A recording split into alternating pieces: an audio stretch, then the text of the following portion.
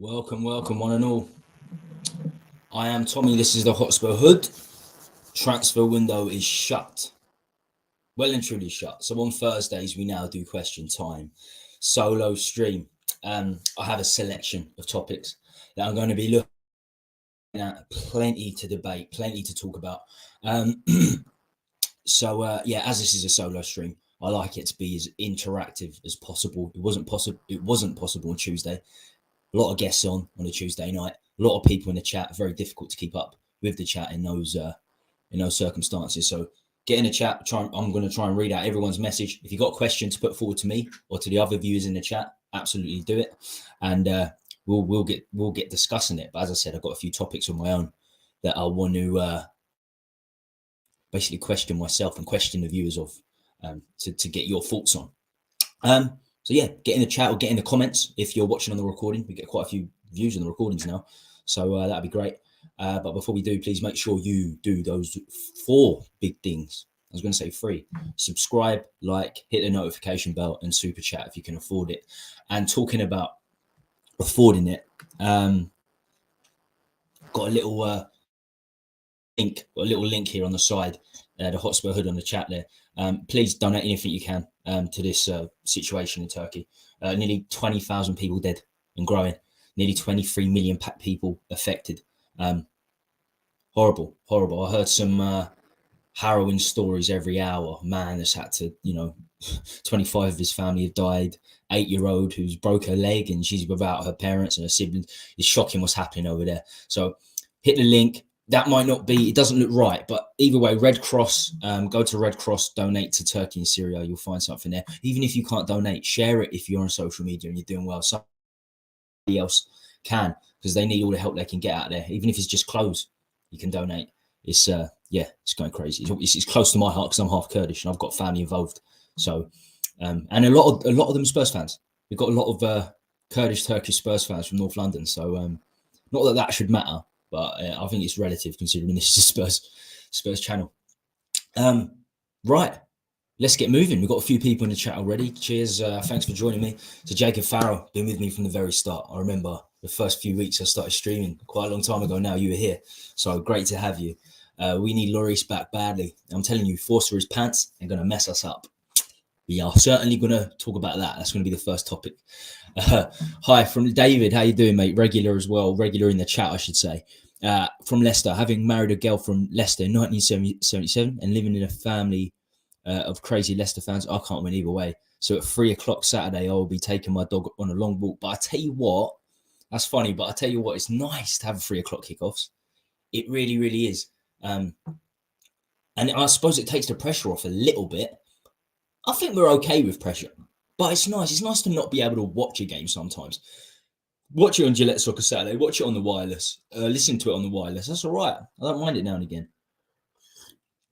I'd say there's a little bit of pressure off now. And it should be a cracking game. Leicester have been bad. Really, really bad. That's an understatement this season. But they did beat Villa in their last game. A bit of confidence. But they're not as good at home. They're like us. They're not very good at home. Slightly better away.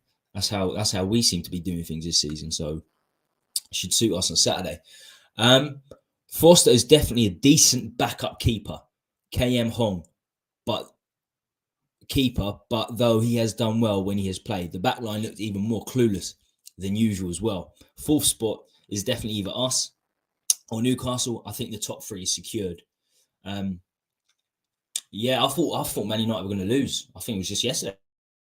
Leeds. I didn't see the game again. It wasn't on telly. It was one of those weird games. It was 8 p.m. wasn't on telly. Something to do with the Queen's funeral to why it was postponed in the first place. But I think Man United got the best chance of winning the title outside of Arsenal, if I'm perfectly honest. I think Man City have lost the plot. I really, really do. We're going to talk about that too. Get in the chat. Tell me what you think. First thing I want to talk about, as you can imagine from the fun now, does the Lloris injury really affect Spurs? And I say this because I know a lot of people were calling out for Lloris to be dropped in the weeks leading up to this injury. He's had a couple of decent games since. But does it really affect us? Now, For me, it absolutely does. I was one of the few that said we should stick with Lloris even through the errors, and I'll tell you why.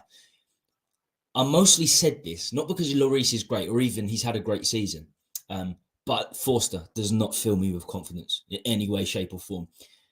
Look, he's fine as a backup keeper that's going to play in the cup competitions or maybe the odd league game, but 2 months in the league, I'm not so sure. That's not a good thing. When it's going to be tight, when it comes down to being, if it comes down to being tight in terms of us finishing in the top 4, we might even struggle to finish in top 6, wherever it may be, Forster could be an issue.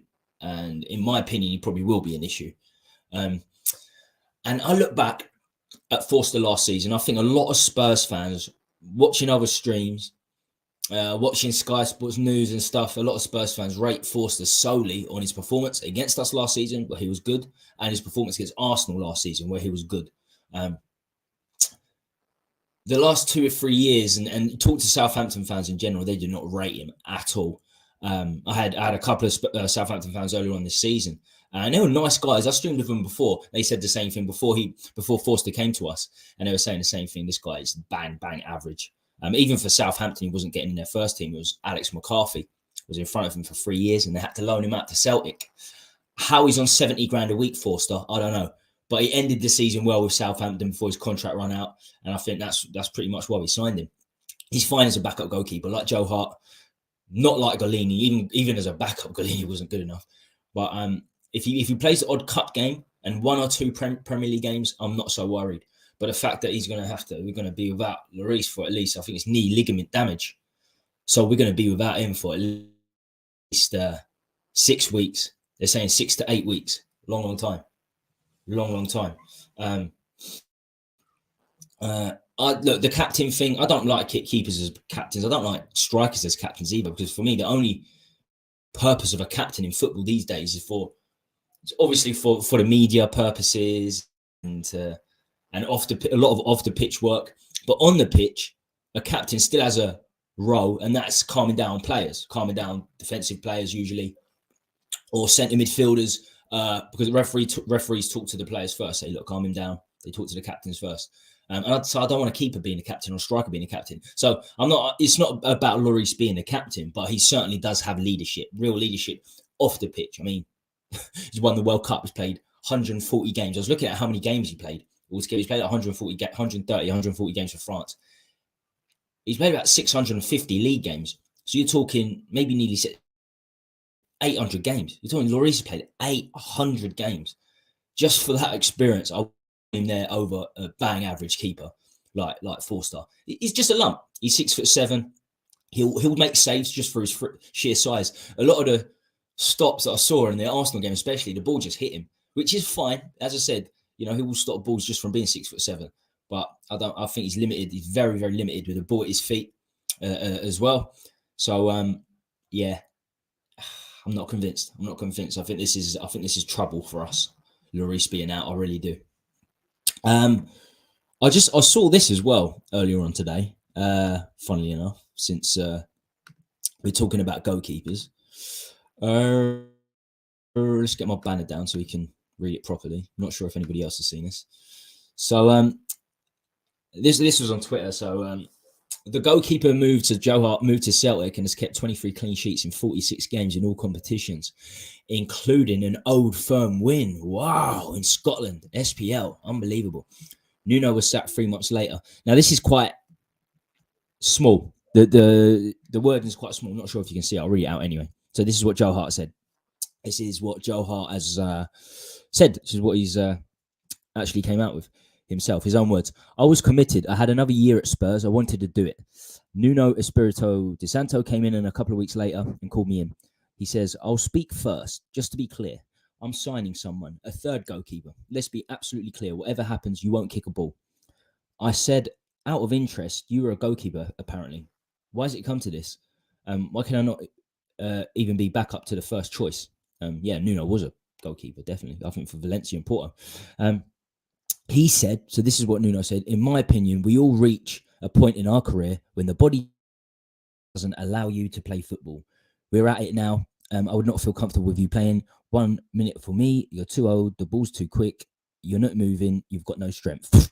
I can't even remember. I'll quickly put this up.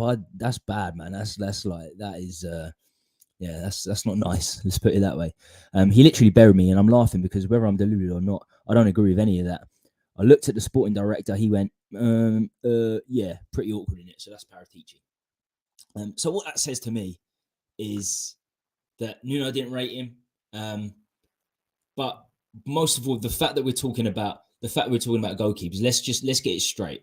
Just because you're performing in the SPL in Scotland, that does not mean you're a good player. Look at Carter Vickers. Carter Vickers, I think, maybe started one league game for us in 5 or 6 years, and he was in the first team squad for one of those years. And we had injuries, and he couldn't get a game, Carter Vickers, and he's like their best player, one of their key players now for Celtic. So is Joe Hart after 2 years. Just because you're doing well in SPL, don't mean you're a great keeper. But that was harsh. That was harsh from Nuno. Would you prefer Joe Hart? It's been 2 years since we had Joe Hart, but would you prefer Joe Hart to Forster? I would. Better pedigree, that's for sure. He's won the league. He's won a fucking league title with Man City. A couple, I think. Loads of trophies. I'd take Joe Hart's backup over Forster any day of the week. Any day of the week. That was harsh from Nuno, wasn't it? Yeah, man. Like, people think quality players come from the SBO, you've got nothing coming. They're paying £2-3 million for players in Asia or in Central Europe, even Middle East. Celtic, they cannot attract European players, Celtic and Rangers. And outside of Celtic and Rangers, I was looking at this, only Hibs pay over £1,000 on average to players. So each player, only Hibs, Rangers and Celtic pay over £1,000 on average to players. The rest of Scotland are on something like the rest of the SPL are on something like £900 on average a week. They pay their £900 a week. They pay their players SPL. This is the top division in Scotland. It's dead. It's on his feet. So how good you are in Scotland means absolutely nothing to me. Forster played there as well for a season. I had a guy that still comes on now, not for a long time actually, at the start of the season, during the window, he said to me, "Oh, Forster's an amazing signing." I was like, "Come on now, seriously?" This guy said that Golini was an amazing signing as well the season before. Then halfway through the season, he was like, "Oh my God, he's terrible." Well, Forster's terrible as well. That's why I couldn't get in front of Alex McCarthy for 3 years. Only got in front of him last year when McCarthy got injured. So 70 grand for that type of goalkeeper. And Joe Hart saying he's a good keeper because he done well in the SPL. Same with Forster. No, not for me. It's going to be a struggle. It is going to be a struggle for 2 months. It's not even that Forster probably won't make that many mistakes. He just can't get to balls that some other keepers will because he's got very little agility or coming out to get balls. Do not trust this guy. Do not trust this guy with an already dodgy defence. And I tell you what, looking at Lloris, 800 games, Lloris. That's madness. Right. Let's get back in the chat before we get to our next point. As I said, question time. Get your questions in, so me and the viewers we can answer them. Or if you're watching on a recording, because I know lots happening at the same time tonight in terms of streamers. On the recording, get in the comments, and we can chat about it. Let's see where we were. Fans are full spot is definitely secure. That's where we were. So David Clough, fans are seriously questioning Forster. How that clown Lloris has played this season, really? Oh well. We're on a different wavelength there. Do not rate Forster in any way, shape or form. United have too much quality. Their summer window all went right into their first team. David Clark, Lloris has won a World Cup. What has Forster won? Hugo hasn't had the best of season so far. The rest were doing good. Time to let Forster have a run out and do his job. He may surprise a few people. I hope this injury is one of those injuries that a little bit like Ibrahimovic, AC Milan thought he was out for a year. He only ended up going out for 4 months. I think we need Lloris back, to be honest with you. Not because he's great, but because he's a much, much better option than Forster. 70 grand a week. How is he on 70 grand a week playing back up to Alex McCarthy and then being loaned out to Celtic because you're not good enough? Madness. I bet Porro's on similar money. Honestly, I bet Porro's on similar money. Our recruitment and the wages we give to players is fucking insane. The contract length we give to players is insane. People on Twitter trying to gas him up over a performance against Barca 10 years ago with Messi playing as striker when Barca basically air qualified. Who's this? Forster? Oh, right. Yeah. Okay, yeah, because he played for Celtic as well. Didn't he play for Celtic and then he went back on loan when he wasn't doing it at Southampton, when he was back up to Alex McCarthy. He went back on loan to Celtic, didn't he? On one of the podcasts, someone put up Lloris stats and they were worse than you think. They were shocking. I don't need to see stats. I know Lloris is a quality keeper over the years. I don't need to see stats to tell me that he's a very, very good goalkeeper. He's not the last 2 years. He needs to go at the end of the season, but he's still a much better option than Forster. We'll see, won't we? Hugo will miss the rest of the season and still top the charts for most errors leading to a goal. You're talking about Lloris or Forster there. I don't know who you're talking about there. So football. So what? He gave away a goal in the game. France won in spite of Lloris, not because of him. He's had so many 150 games for France. That's a serious amount of games. I've watched goalkeepers for over 6 decades, and Lloris wouldn't be on the first page if I made a list of top goalkeepers, even with 3 rows. I agree. I don't think we can put him in you can put him in a world-class category because he won a World Cup, played so many games for a successful Lyon team as well. Captain of the French national team, and they won it as well. I don't think he's one of the best shot stoppers I've ever seen. I think he is a very good shot stopper, but his distribution isn't great either. His commanding of the area isn't great either. Forster's commanding the area is terrible, but he's tall, so he will get to a lot of balls. He will get to a hell of a lot of balls. At least Nuno was honest. Yeah, that was fucking. He really did throw him under the bus there. Well, at least nothing got out until Joe Hart said it, but we don't know. We don't know if this is true. Forster is better than Joe Hart and Golini, so he's good enough for us to challenge for the treble. Golini somehow got into the first team at Atlanta for a couple of years. I watched him when people were saying he was a great signing last year, or the year before last. No, it was last year, but a year and a half. It was in the summer when we signed him. They were saying, "Oh, Golini's great because he got an Italian name." I don't think many people ever watched him play because he's got his contract cancelled at Aston Villa when I was watching the Championship a season or 2 before. This was when Villa were in the Championship. He was shocking, ultra eccentric Golini, but everyone's telling me that he's a good keeper. Okay, we'll find out. And everyone's telling me Forster's a good goalkeeper, even though he's been back up to Alex McCarthy for 3 years, other than when he was injured, but at Southampton. So we'll see. The Daily Mirror is saying we are going for Ben Foster as a... Yeah, I heard this. Look, if he's back up to Forster, it doesn't really matter. We can't... Is Forster worse than... Is Ben Foster worse than Forster? Forster? I don't think so. I'll probably rather take Ben Forster. 70 grand a week. It's a fucking disgrace. 70 grand a week. I bet Porro's on no more than 30 grand more. Porro's probably on 100 grand a week max. 70 grand a week. Which keeper do you want us to sign in the summer? There are plenty. I looked at plenty. Football in when I was doing what was I calling it? I was calling it tapping up, and there were a lot of players linked. There are a lot of players that I wasn't aware that we were looking at, or we might not have been looking at, but we should be looking at because there were reports like Alex Mere at Napoli. Didn't know a great deal about him. I haven't watched Serie A this season, but he's had a fantastic season. Linked. If Napoli go on to win Serie A, I can't see him coming.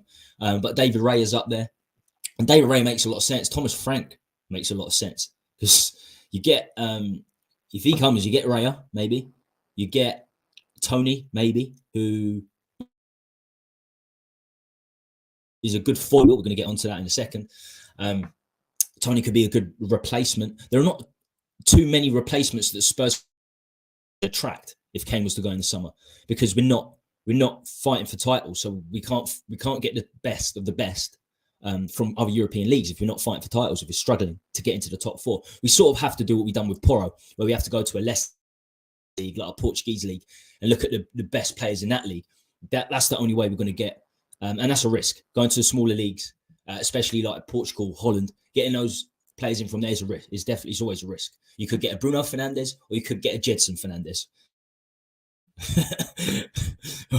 Hopefully Porro's a Bruno. Everything indicates that he'll do very well, but you just don't know. You don't know from those leagues. But apparently we've got a good relationship with Atletico Madrid. So Oblak, we could be getting Oblak in. I think he'll want about 300 grand a week wages. So I don't know about that. I'll take Oblak. Good age, like 29, 30, about the same age we signed Lloris. That would be good age for a goalkeeper.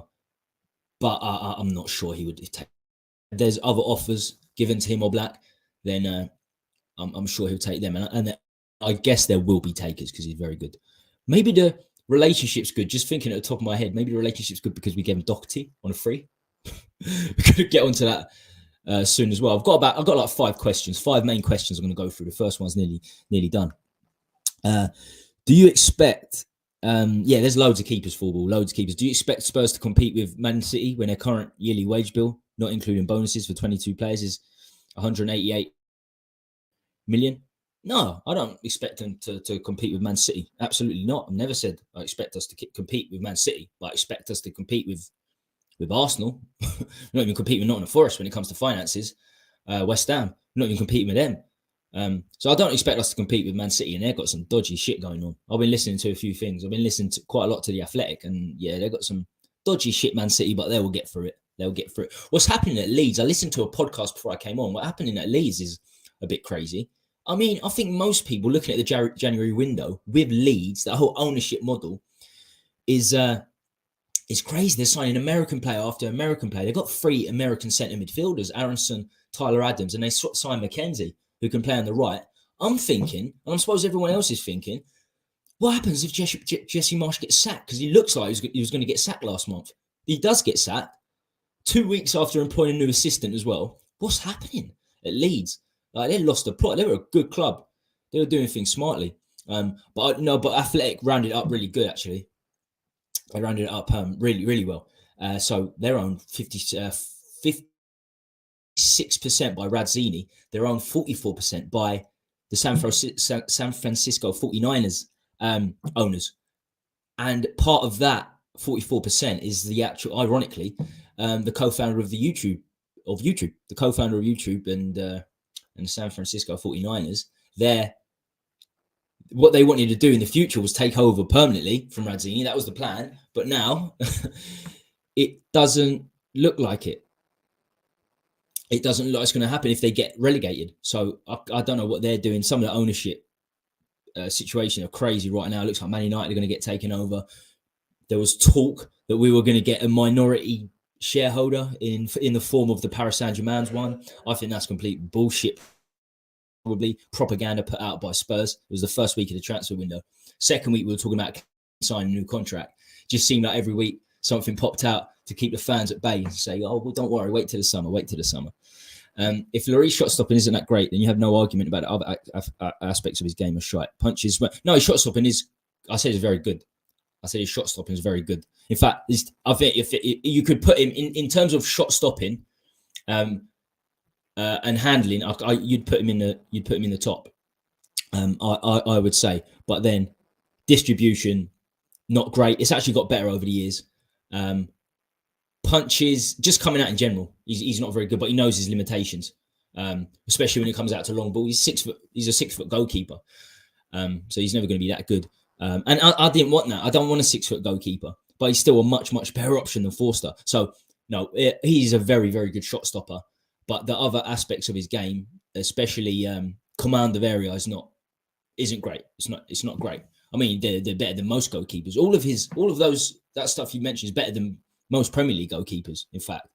But it's his shot stopping that puts him up there.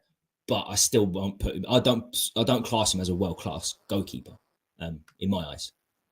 Any chance of us signing Reece James and Saka? No. That's it. What can I say? Football, they're coming with Mbappe. I don't think there's any chance we're signing any Chelsea players. Every season we're linked with Chelsea players. Whoever the owner is at Chelsea, whoever the owner is at Spurs, we're not signing Chelsea players. And I don't think Chelsea players are going there. But we'll see tons and tons of links this summer. We saw plenty in January too. Football, they're coming with Mbappe. Spurs fans are still deluded in thinking that Levy is going to make big money available to Conte in the summer. We have 3 players on loan whose purchase prices will be in the calculations for buy. League manager has been sacked. Yeah, of course he has. Jesse Marsch, you've been sacked. They're gonna get their ex assistant manager to be Elsa. I think that'd be smart, or maybe not. But I learned some interesting things about Leeds today. But in terms of the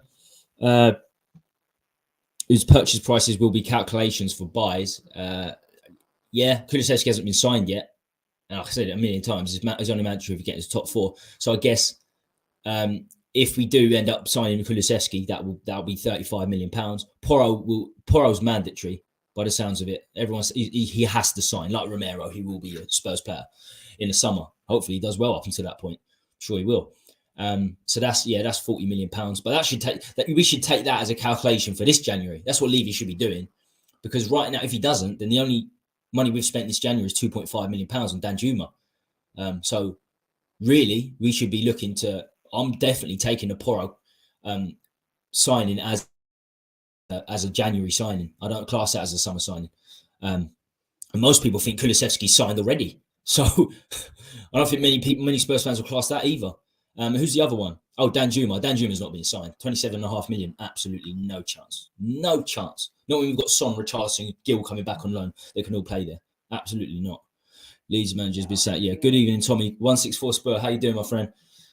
If you don't expect us to compete with Man City, Man United, Chelsea, then the Premier League is a non-starter. Champions League, no, the league that leaves the FA Cup and League Cup, and Man City have won that 5 out of 6. We can, you haven't put Arsenal in there. We can compete with Arsenal. Arsenal top of the league, probably going to win the league. So, and Liverpool haven't spent crazy amounts of money. They've done very well from Coutinho sales. So Arsenal, Liverpool's league titles and Champions League wins hasn't come from crazy amounts of money. They're recruited smartly. And you could say the same of Arsenal. Arsenal spent money, but not crazy amounts. I know you got Man United, Chelsea, and Man City in there, but those three are probably not winning the league title this year. And Liverpool won the league title over these guys not long ago. So you can do things smartly without spending sheds and sheds of money. And we won't compete. I say we won't compete because I know Levy is not prepared to compete. I think we can, but he's not prepared to. But there's still other way. If you're smart in your recruitment, we can still fight for titles, especially with Kane and Son there. Got the best two duos. The stats wise, or with your eyes, you can see, maybe not so much this season, Kane and Son are the best duo the Premier League's ever seen. I mean, goal contributions, they're top, they're number one. So you got that. you got an impressive centre midfield. You just got to fix the defence. But we seem to want to. We signed the last 3 windows, we signed Langley. It's the only centre back we've signed. Playing 3 centre backs system, 6 centre backs in the squad. And the only centre back we've signed in 3 transfer windows is Langley on loan with no option to buy. We talk about options and loans. There's absolutely no option to buy. I'm glad there isn't, because he's not very good.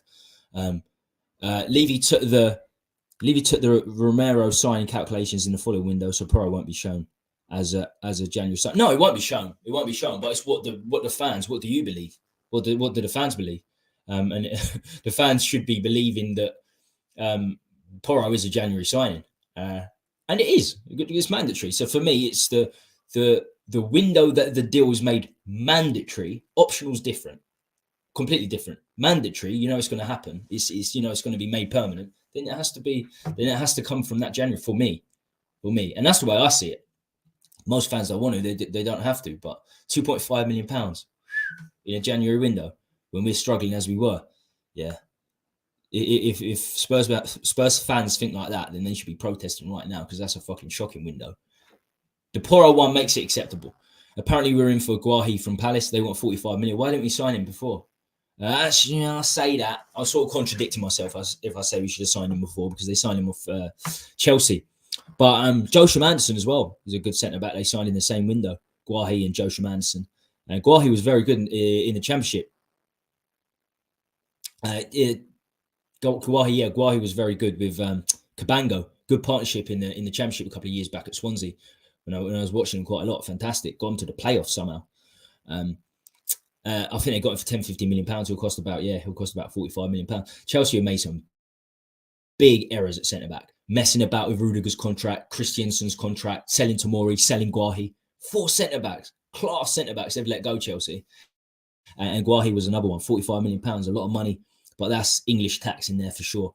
And he's a good operator. Patrick Vieira's proven a lot of people wrong, me included. I don't think he would last in the Premier League, but he's doing well down there at Palace. It doesn't matter what the fans think. Yours, what Levy tells you, what it is. Right. I was trying to talk about this a little bit on Tuesday's show, but it's quite difficult. It was quite difficult. A lot of it was, yeah, a lot of it was certain members just, talking about other stuff. But no, were City that bad or we good? Because I've done a little watch along, and other than that, I haven't really talked about the game specifically.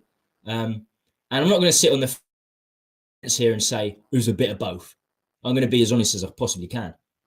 I mean, of course, it's a bit of both to a certain extent. But if I'm honest, I'm leaning more towards City being bad rather than Spurs being good. They're clearly under transition, as are many of the top sides in the league. And I think Arsenal are taking full advantage of that. I think us and Leicester took advantage of that in 15-16 when there was a transition with Guardiola just starting up at Man City, Klopp just starting up at Liverpool, and Man United absolutely nowhere. And of course, Arsenal nowhere too. I think Leicester took full advantage because they won the league. We were in title challenges. We never actually won anything, which is depressing, ultimately. So it's a transition period for Man City because of Haaland completely changes things for them. He's not a false nine like they've been playing with the last few years. Even Aguero's been there the season before last, but he was still playing like false nine. He was playing a different position the last couple of years there when his legs went. So they're playing a very difficult manner with an out-and-out number 9.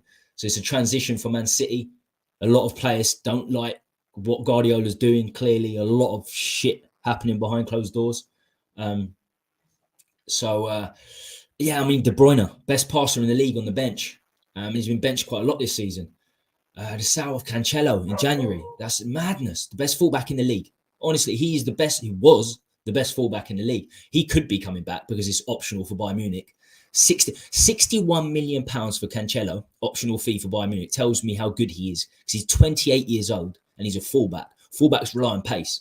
So 28 relies on pace and he's still going to go for 51 million pounds. Goes to 61, I should say. That's big money because he's a quality operator. Why Man City sold him? What's happening with De Bruyne? And Rico Lewis came in and he was horrible. I don't blame him. He's had 9 games. I think that was his 9th start for Man City. He's only played for England under 19s, let alone England national team, let alone England under 21s. Rico Lewis has only played England under 19s. Now, I'm not saying that we were terrible in the game. We played well, but we've got to really think about it and look at it from a Spurs perspective going into other games and saying it was good. We done okay, but I think this was more about Man City being bad. Quite frankly, I mean, Emerson Royal, as most people say, you look like Cafu in that game. The last couple of games, he's looked good, but he had Rico Lewis was doing nothing on the attacking front. Grealish, who hasn't been that great for Man City since he signed, he hasn't been that great, and he struggled against Emerson. A lot of 50-50 tackles that Emerson won there. Rico Lewis offering nothing to push Emerson back. Yeah, if Emerson can stand out in a game, there's probably something wrong with the opposition, and there is something wrong with the opposition. Something not right. With Pep and Man City. We also have this crazy record against Man City, like crazy record. Absolutely mad. 5 games at Tottenhamhotspurstadium against Man City and no goals conceded. And we won every one. It's crazy. Of course, it's good to win there, but it doesn't bode that well for us because, we finished 6th one of those seasons when we beat them. We finished 7th the following season and we beat them. So it doesn't mean a great deal. And again, this season, they're the only team we've beat. Big boy. Only one of the big boys we've beaten. We got a point against Chelsea. That's it. That's why there's many more difficult games to come. When we start taking points off Chelsea and Liverpool, then I'm happy. And we need to see that. If we're going to get top 4, that's going to need to happen 100%. If this leads to that, and of course, I was going to be up because we won, then fantastic. But looking at the game itself, I think it was more about Man City being bad, if I'm perfectly honest. Yeah, good for morale, but I don't think we can take a great deal from it. It was the same performance we've had pretty much most of the season. There wasn't much different. The early press, I think we've been using that recently, the last month. That's good that Conte is willing to adapt his system to press earlier. So there is that. But we've done that against Arsenal when we lost. So, yeah, I think you've got to look at it as we done well, but Man City really struggling. They lost to Everton as well with Lampard a month ago. They lost to Southampton in the Carabao Cup 2-0. Yeah, they're struggling. Out of that war chest, 150 million, Lewis gave Levy 45 million was taken out of that amount. Is that what they said last season? Was that the released amount last summer? The amount they said they were injecting and putting in on and off the pitch, which is one of the most ridiculous statements a club can ever put. On and off the pitch, you don't know. It could be 1 million on the pitch, 149 million pound off the pitch. Yeah. Romero's deal was taken out of that. I can't believe it, and I can't believe fans accept it. That it's all right because we got Romero on 45 million pound. It's done the season before, and if you take Romero as a 45 million pound deal last summer, then what about that the summer before that when Romero did actually sign? Royal, Golini, Gill. Outside of Romero, the signings that summer when Paratici first took over were absolutely abysmal. The best one was probably Sarr. We didn't see him for a season. Gill, 35 million pounds. Royal, 25 million pounds. Golini, I think there was one more that didn't work out as well. City have been wank almost all season. If Perisic and Kulu were sharper, we would have scored more than one. Yeah, we were comfortable. We looked really comfortable at the end of the game as well. I think you can sort of, being football fans and just watching enough football games, you could see that Man City weren't coming back in that game. Even after the Romero sending off, which I think was a smart sending off, they weren't coming back. Absolutely no chance. If Perisic and Kulu were shot, I was there at the stadium. Oh, Wayne, wicked man, you're there. We defended well against City. A lot of big performances. May have been different if they started De Bruyne. Grealish for me is overrated. Haaland never got a sniff. Yeah, Grealish hasn't done well in his year and a half at Man City. He hasn't done well. It's safe to say. Foden's injured as well, wasn't he? De Bruyne on the bench. Grealish, the best fullback. They sold the best fullback last month. Something really must have gone down behind the scenes. I read up a little bit on it, the Cancelo thing. And Guardiola's a nice guy, so he's not in press conferences. He won't release anything negative towards Cancelo. But the word on the street is that he was playing him in a position he didn't want to play him in, and he wasn't playing him week in, week out. And Cancelo's not accepting that as one of the best fullbacks in the world. And within 2 or 3 weeks of learning that Guardiola's not going to play him every week, he's gone. Fair enough. At least they got rid of the player straight away. Man City, we'd keep him. If a player wanted to go, we'd keep him for 4 years. They'd still be there now. Honestly, it's crazy. No sentiment. That's what the big clubs have. No sentiment. It's not just how much they spend. It's the sentiment and how they sell and when they sell and what value they'll take for the players to go. Because it seems like we want £25 million for Winks. We wanted £45 million off Lyon for Ndombele optional fee last season. We want too much money. Not just about how much we spend. They're all over the place, Levy and Enoch, when it comes to signings in and out. Last 4 seasons, Man City hasn't won at Spurs or scored a single goal. Are you saying Man City had days off in them games? I suppose, yeah. I think there's the fact that it's 5 years. It's almost like a bogey record. But to be fair, some of those games, they were absolutely outstanding. I couldn't believe it. I can't believe that they didn't beat us in any of those games. They had 32 shots in one of the games. I can't remember the exact stat. 12 on target or something like that. We had 2 shots and we won 2-1. Some of them games were absolutely madness. Absolutely madness. But specifically this game, they had big players missing. They had De Bruyne missing. And we can see they lost to Everton. They lost to Everton under Lampard, who looked like they're going to get relegated. Southampton in the Carabao Cup. They won a Carabao Cup like 4 years on a bounce. Southampton, they're 20th as well. That's just in the last month. So things are not going well at Southampton. Whereas the years before, they were going well and they won league titles. I don't think they're going to win a league title this year. I don't think they're going to win anything this year. It looks like a transitional team. It was a good time. It was a good time for us to play them. And look, we done well. But there was nothing in the performance that tells me that, we've changed. This is how we're playing now. It's the same we've seen pretty much all season, other than the early press. The rest was the same. So next up, 43 minutes in. It's gone quick. Thanks for joining me. I'm getting a lot of views on recordings now. We're getting a lot of views on recordings on Hotspur Hood. So if you're watching a recording, please, or watching or live, of course, to my livers right now, please make sure you smash the like, subscribe if you haven't already done so. Next stream probably going to be Sunday. We get guests back on Sunday. 6. We're going to be a bit more consistent with our time. So Thursday around this time, solo stream. Sunday 6 p.m. with guests. Tuesday, not a 9 o'clock news. So we're going to have 3 streams a week at least. So please join us for that. Next one will be Sunday. We're talking 6 p.m. Super Bowl next Sunday as well, isn't it? So I want to get I think it's 11:30. So I want to get the stream in and then chill out for Super Bowl later. So next up, question time, baby. Doherty, Emerson, Spence, Porro. What's going on at right back, right wing back? Tell me in the chat what is going on with those 4 specifically. You've got, I'm not sure. Did I add the clip? Yeah, I added it. You got these 6. Spencer's in there as well. Trippier, Walker-Peters, Aurier, Doherty now gone, Emerson. Yeah, some of the ones we've sold there, KWP, Trippier, and Aurier. We spent big money on some of these players. What has happened at right back and right wing back? To me, it's incredulous, quite frankly. Since Kyle Walker left, poor decision after poor decision. We'll go on to that soon in terms of the players we've lost. But I want to go into the players a little bit more specifically. So starting with, I was going to say Ken Doherty there.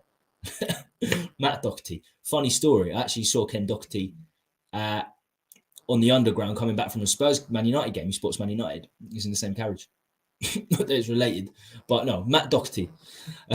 Signed as the thing with Matt Doherty is he was signed as an actual right wing back because he played there under Nuno at Wolves. And he looked good there. He looked good at Wolves. And I was surprised, and many people were surprised, they let him go for £15 million. I don't think his contract was coming to an end either. So £15 million for a pretty solid right wing back. Wolves finished 7th, twice on the bounce with Doherty there. So letting him go for 15 mil was a bit odd. We can probably see why now. Maybe his legs are gone because we didn't exactly sign him young, did we, Doherty? For Spurs, he had some good spells for us. Not the quickest or the best crosser, but seemed to be pretty solid at everything. And good at connecting with certain players. Like him, when Bale was fit, him and Doherty had a fantastic partnership. Gareth Bale and Doherty for the final part of that season, where Bale was there. They actually looked really good together. So he combined with other wingers well, but he doesn't have any majorly great attributes. Doherty, as I said, not the best crosser, not the quickest. Just sort of like jack of all trades, good at everything. His biggest strength was combining with the wingers, and it didn't really happen. We're not going to be seeing him again. I didn't think I'd be saying this in January, just after January window closes. But we're not going to be seeing him again because he's been released, gone to Atletico Madrid. Hopefully, that's good for us. Hopefully, they're happy. It's made good relations, and they give us Oblak in return because God knows we need a goalkeeper, especially after the summer. And Lloris might have played his last game. Talked about him at the start of the show, but I wouldn't be surprised if Lloris has played his last game. Like the injury at 38 years old, 37, 38 years old, those injuries can be difficult to come back from. So we might have seen Lloris's last game. Clean sheet against Man City, played really well against Man City, made some good saves. Thought he was very good. Now, on to the man that everyone's talking about, Emerson Royal. In his year and a half, I think he's had about 40. He's played 48 games. I think 66 games altogether. I looked it up. So 48 league games and 18 cup games, including Carabao Cup, FA Cup, and Europe. So 66 games altogether. 3 assists in 66 games.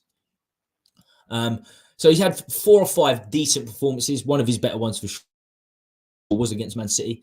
But 2 assists in the league when you got Kane and Son in the team is unbelievable, unbelievably bad.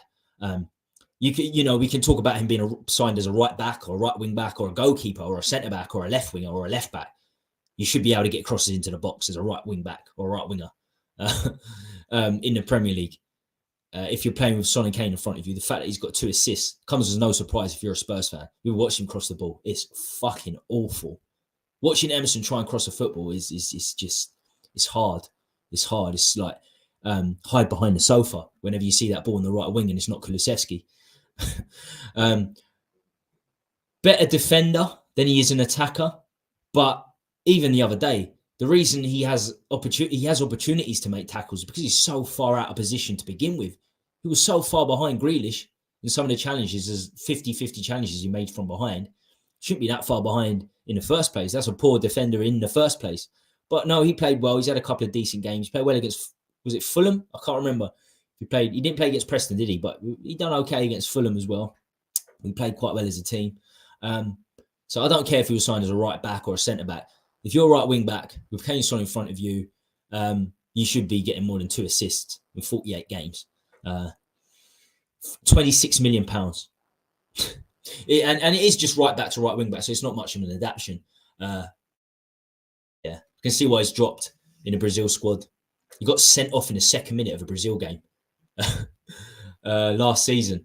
They haven't bothered with him since either. They'd rather get like a Dani Alves, 42-year-old Dani Alves back, and Danilo, who's average at Juventus as well, in front of Emerson. It just goes to show. £26 million.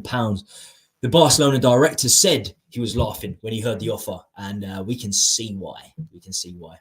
Has he upped his game since Porro's come? I don't think so. Maybe he has, but it's still not good enough. You know, he still won't be good enough. And I don't want to wait until he has a bad performance. I'd rather just put Porro in now. So now on to Jed Spence. I can't really talk too much about his actual footballing ability for Spurs because he hasn't hardly played. It was clear that this side, the right wing back side, was a problem going into the summer. Forget January when we signed Porro. It was a big problem in a Conte system. You need your wing backs to be effective. We got Perisic in. The backup there, Sessegnon's not good, but we got Perisic in. Spence, it was clear that this was not in any way, shape or form a Conte signing. We knew the next day after we signed him, he actually come out, which is very odd for a manager to do, and say that this guy's an investment. So if he's saying to the media he's an investment, I guarantee behind the scenes, Conte was not happy that this was the right wing back given to him. And I don't blame him. He doesn't use young players. He has 2-year stints in jobs, Conte, and he turns a good team into a great team, and he turns a great team into a top team that wins titles. He's done it with Inter. You know, they were a good team, and he turned them into a great team. He really did. Same with Juventus back in the day. They were a good team, turned them into a great team. Chelsea were doing okay, and he won the FA Cup and he won the Premier League for them. Last season, we were average. We were average side before Conte turned up. I wouldn't even say we were good. We turned into a good team. Somehow we finished 4th. So, yeah, Conte did not want Spence. It doesn't fit his mandate. He wants experienced right back or right wing back in there. So it was a poor signing. He's been fit as well. He's been fit for the majority of the first half of the season where he hasn't started a Premier League game. He's been fit. Clearly not what the manager wanted. He's at Rennes now, so we're not going to see him for the rest of this season. Conte probably won't see him again because I don't think Conte's staying. So I think, yeah, I think that's the end of the Conte and Spence romance. That's for sure. Right. We come on to Pedro Porro now. And it's nice to come on to Pedro Porro because I feel like we do definitely have a player there. We finally got it over the line, 31 days into a 31-day window, which is just crazy in itself.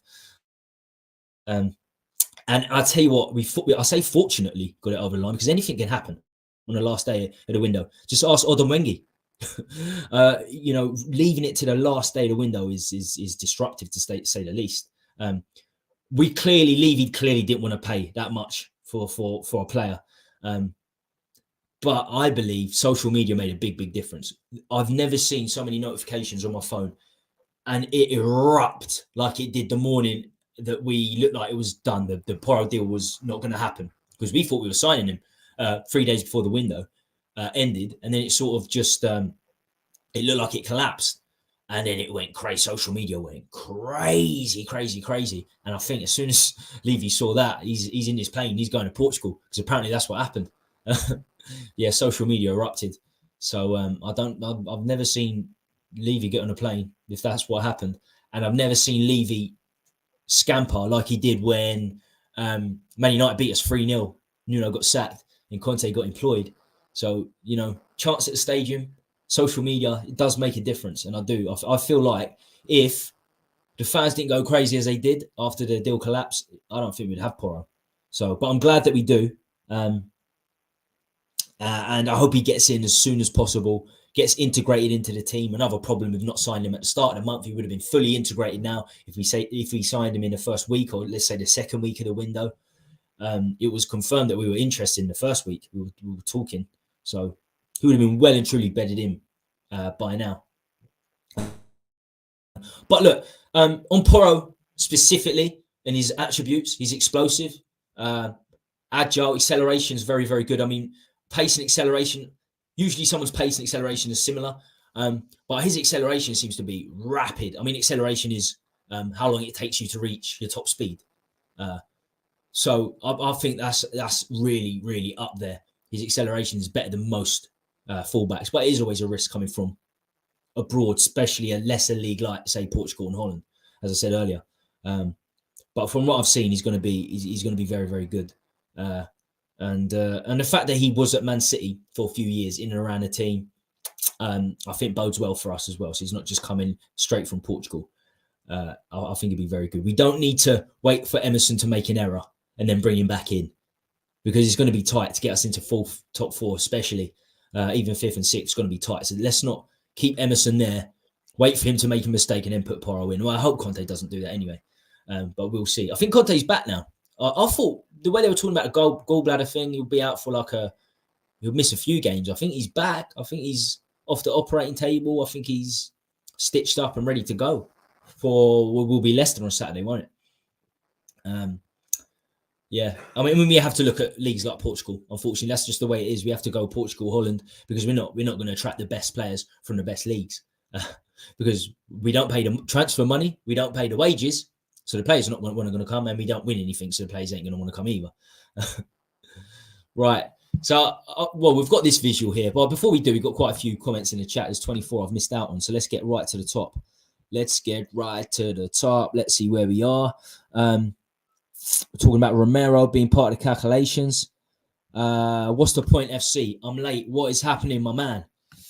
I saw that he was a bit frustrated. A few people were frustrated on Tuesday because I couldn't get in the chat. There's 5 people there. I was trying to advertise the Turkey thing as well, so it's very difficult to keep up with the chat. And obviously, there's quite a few people in the chat.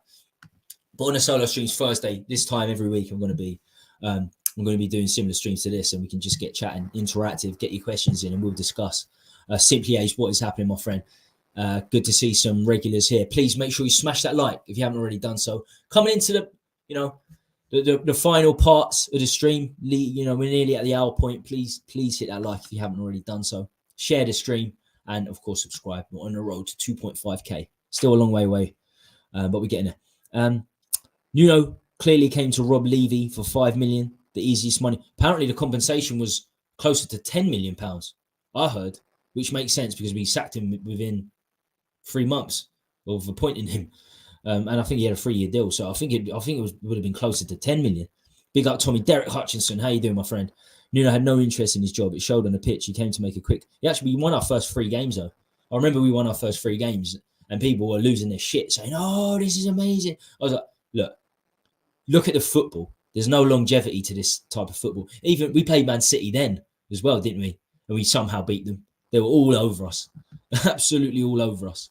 But Skip was fantastic in that game. Tanganga was fantastic. Tanganga and Skip were our man of the matches in that game. And where's Tanganga? Tanganga was brilliant against Sterling. So, yeah, right place at the right time, I think, when it comes to us playing Man City.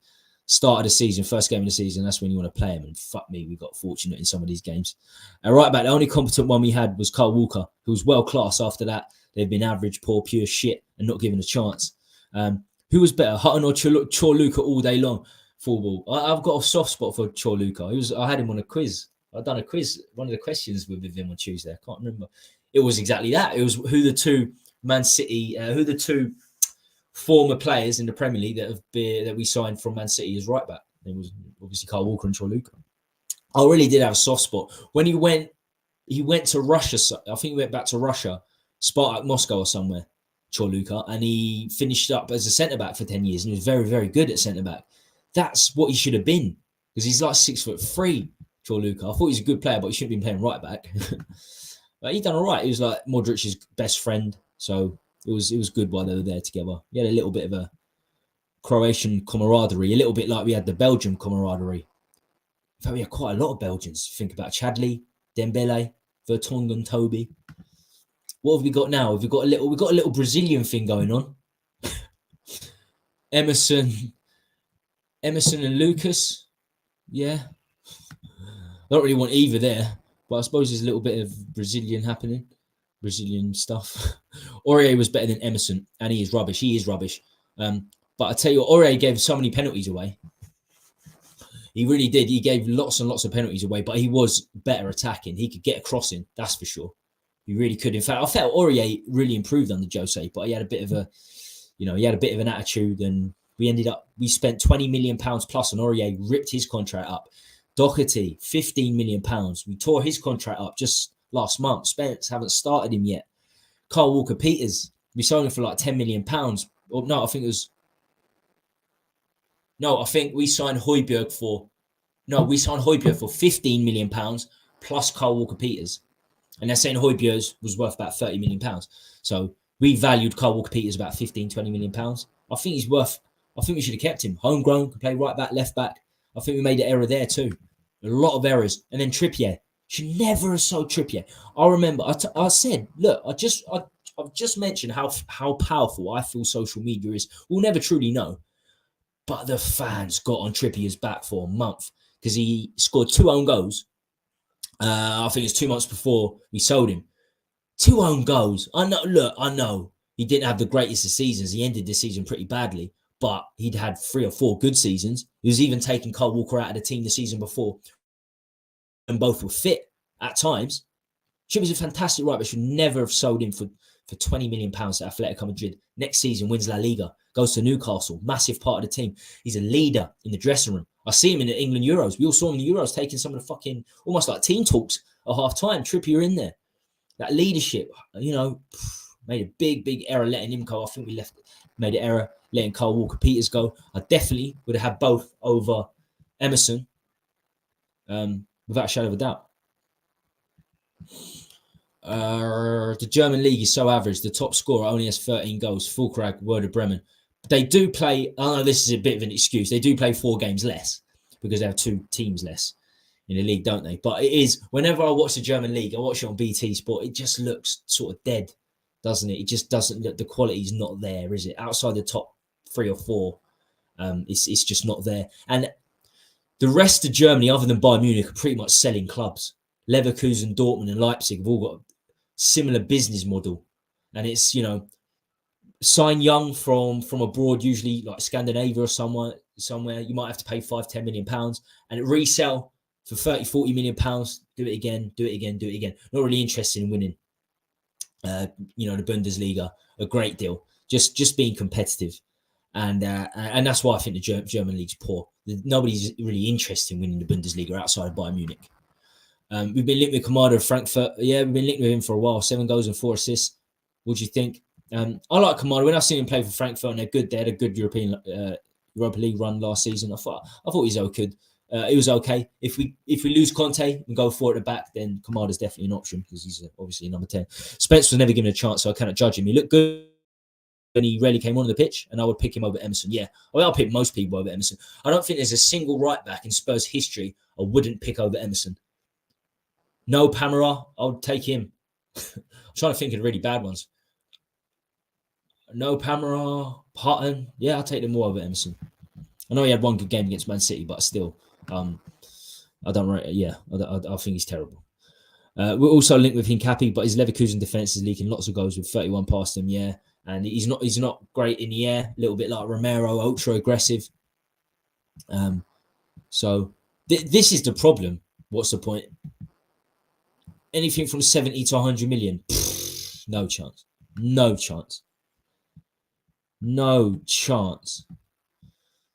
Yeah, I think that's a good point because, Kamada wouldn't fit in this Conte team, but I don't think Conte's going to be there in the summer. And then one said that he heard Ndika turned us down in January in favour of a move to a bigger club. I'm hearing that he signed for Arsenal already on a pre-contract. That's the word on the street is he signed for Arsenal already on a pre-contract agreement, which is crazy because they already signed a centre-back Kiwior in January, just last January, who's rated very, very highly, £20-25 million. And they've already got Gabriel and Saliba. left-footed centre-back Ndika. He ticks all the boxes for us. But I think he might have signed a pre-contract because the contract's running out in the summer. There were players we could have signed in January, centre-backs. So Skriniar, De Vrij also running out of contract. I can't believe we didn't sign one. Actually, I can because we've got Levy. But it's madness. You could be right. Is Conte likely to play box-to-box? So I said he not only ruined Kamada, but also James Maddison. But don't worry, Conte's not going to be there very long. But also, we wouldn't have got fourth last season if it wasn't for Conte. So, Emerson, way up. Emerson was brilliant against Man City. He's a fullback after all, not a wing back. He should. It's not a stretch to go from fullback to wing back for me. You should be able to cross and get more than 2 assists. If you was a right back and you played for Brazil at right back as well, to go and Barcelona Academy, going from right back to right wing back, you should get more than 2 assists in 60 games, especially with Kane and Son in front of you. What's the point? The problem is we have ruined many players. I think Kamada's value is 45. Yeah, it probably will be up there. Proactivity. I think we buy so many average players that they end up just stealing a living here because we've got too much sentiment. We don't let them go. Look at, as I just mentioned it, and it brings the point. It brings us to it straight away. And a player of Cancelo's class at Man City goes out of favour. They sell him within 2 weeks. He's gone. We got players out of favour like Ndombele and Lo Celso, and we're still asking for £50 million for them. We asked for £45 million for Ndombele, and Man City took like £60 million on a loan for Cancelo, the class of player he is, which is too much sentiment. Guguma, how you doing, Guguma? I haven't seen you for ages. What's going on? Hope you're well. I'm very good. How are you? Big up, Guguma. Good vibes. Nuno got 10 million. I don't know behind the scenes, but I heard 10 million. I heard 14 million. I heard 14 million to begin with. So I think you're way off when you say 5 million. I think there's a lot more. How much have we paid out on managers? Oh, a lot. Imagine 14 million. Imagine 14 million added on to Emerson that summer. We could have got Porro then. Levy should have sacked a long time ago. Should have been sacked a long time ago. 200 plus million worth of players out on loan. Shocking. They're all coming back as well. I don't know what player is going to get signed permanently. It looked like Ndombele, but Spalletti's fell out with him, so not even him. Winks is coming back. Lo Celso's coming back. Rodon's coming back. Too high an optional fee on Rodon. £18 million for Rodon. It's not. We bought him for £10 million, and he's done nothing for us. What gives you the right to ask for £18 million, Levy? Stupid. If you get your money back, fine. 18 million. I don't think Rennes are a poor team. They're not going to spend £10 million on Rodon. They've got Spence now as well. I guarantee there's no optional fee with Spence. Hopefully he comes back and does okay, but there is with Rodon. 18 million. You know the players, they're all coming back. Can't get rid of them. We have Harry Winks. What's the point? Guguma, hello. A lot of love in the chat. It's what I like to see. Long time. I hope you've been well. Lots of love between people in the chat. I haven't seen Kaguma for ages. It's so great to have you. Tommy, we are not doing smart business at all. Clement and Perisic are not the best we could have done with. We could have gotten 2 smart loan centre-backs deals over the line to hold out until the summer. Could have got 1. We could have got 1 loan deal even. 1 loan deal would have been great. We got nothing. We got no centre-back in. 3 transfer windows. We've only signed Langley on loan without an option. When we played 3 centre-back, in all 3 of those transfer windows, we had Conte. So we played with 3 centre-backs. Absolutely vital to sort the centre-back situation out. And 6 centre-backs in the squad. You have a backup for every position. Everybody knows that. 25-man squad, you have a backup for every position. So we have 6 centre-backs in the squad in those 3 transfer windows, and we only signed Langley still. Crazy. I would have just like 1. If Arsenal have signed Ndika in the summer, it wouldn't surprise me if they've signed him on a pre-contract. It really wouldn't surprise me. Quite a few people have said that. Guguma, super sticker. Thanks ever so much. Very, very generous. Really, really appreciate it. Do you think we can batter Leicester like we did back in 2017? Well, we battered them a few months back, didn't we? We battered them, 6-2? I don't know how. It was 6-2, but it was 3-2 up into the last 20 minutes. We were struggling. I'm telling you now, against Leicester, 3-2 before Son came on, we were struggling. They were going to get back into the game and nick a goal. So thank God Son came on and done what he'd done. It was unbelievable. from that point, I thought that was it. Son was back. He's going to, get back to how he was, and it didn't really work out. But we have already smashed them this season, and we should be beating Leicester away, and we're better away from home. So I'm confident. I'm confident we'll win. The Hotspur Hood, me too. I'm well. Yeah. I've been doing I've been back doing it a little bit. Now I wasn't streaming for a few months. I went to America now, but I'm back. We're streaming now. It's great to have everyone with us here today. As I say, getting quite a few views on a recording. So if you're watching live or on a recording, please make sure you smash the like, and of course the super stickers chats help a great deal. They really do. Conte must be shaking his head with the way teams are playing. He must sniff at chance of winning the league if he was properly backed in January. Centre back. The foundation of any team is the defence, and the defence is shocking. It's as simple as that. I hope we will be okay with Lloris. Let's go, Fraser. I talked about that first of all. I'm not convinced with Fraser Forster, I'm afraid. I can't believe the guy's on 70 grand. We talk about wasted money. And he's been back up to Alex McCarthy for 3 years, other than half of last season when Alex McCarthy was injured. I'm not convinced by Forster, by Forster, but, at least he's 6'7". So he's going to save some shots regardless at 6'7". Just you do not want him with the ball at his feet, or you do not want a team that can get behind your defence with pace, which there are many of, because Forster will not come off his line, and he will not be good off his line if he does. I'm fine, thank you. Hoping you're doing good too. Nice to see you. Lots and lots of love. Winks makes all the boys pink. I think he made his first start for Sampdoria last month. To be fair, he has been injured, and I think he's played 2 games now for Sampdoria Winks. So 6-7 months, 2 games. He's coming back. Lo Celso's coming back, because Lo Celso's second year out hasn't worked out. Yeah, we're getting all these boys back. I thought what Levy done with Dele Alli was good. I thought this could be a sign of things to come. Now Conte's there. Conte doesn't take shit, so just take small fees for players. And with Dele, we took nothing. We just let him go to Everton, and you can see why, because his career's derailed even more. But I think we have to do that with some of the other players coming back in the summer. Just take like £10 million. £10 million for Winks, £10 million for Winks. Lo Celso, 15 million. I think you can still get 15 million because he's in around the Argentina squad and done okay in Spain.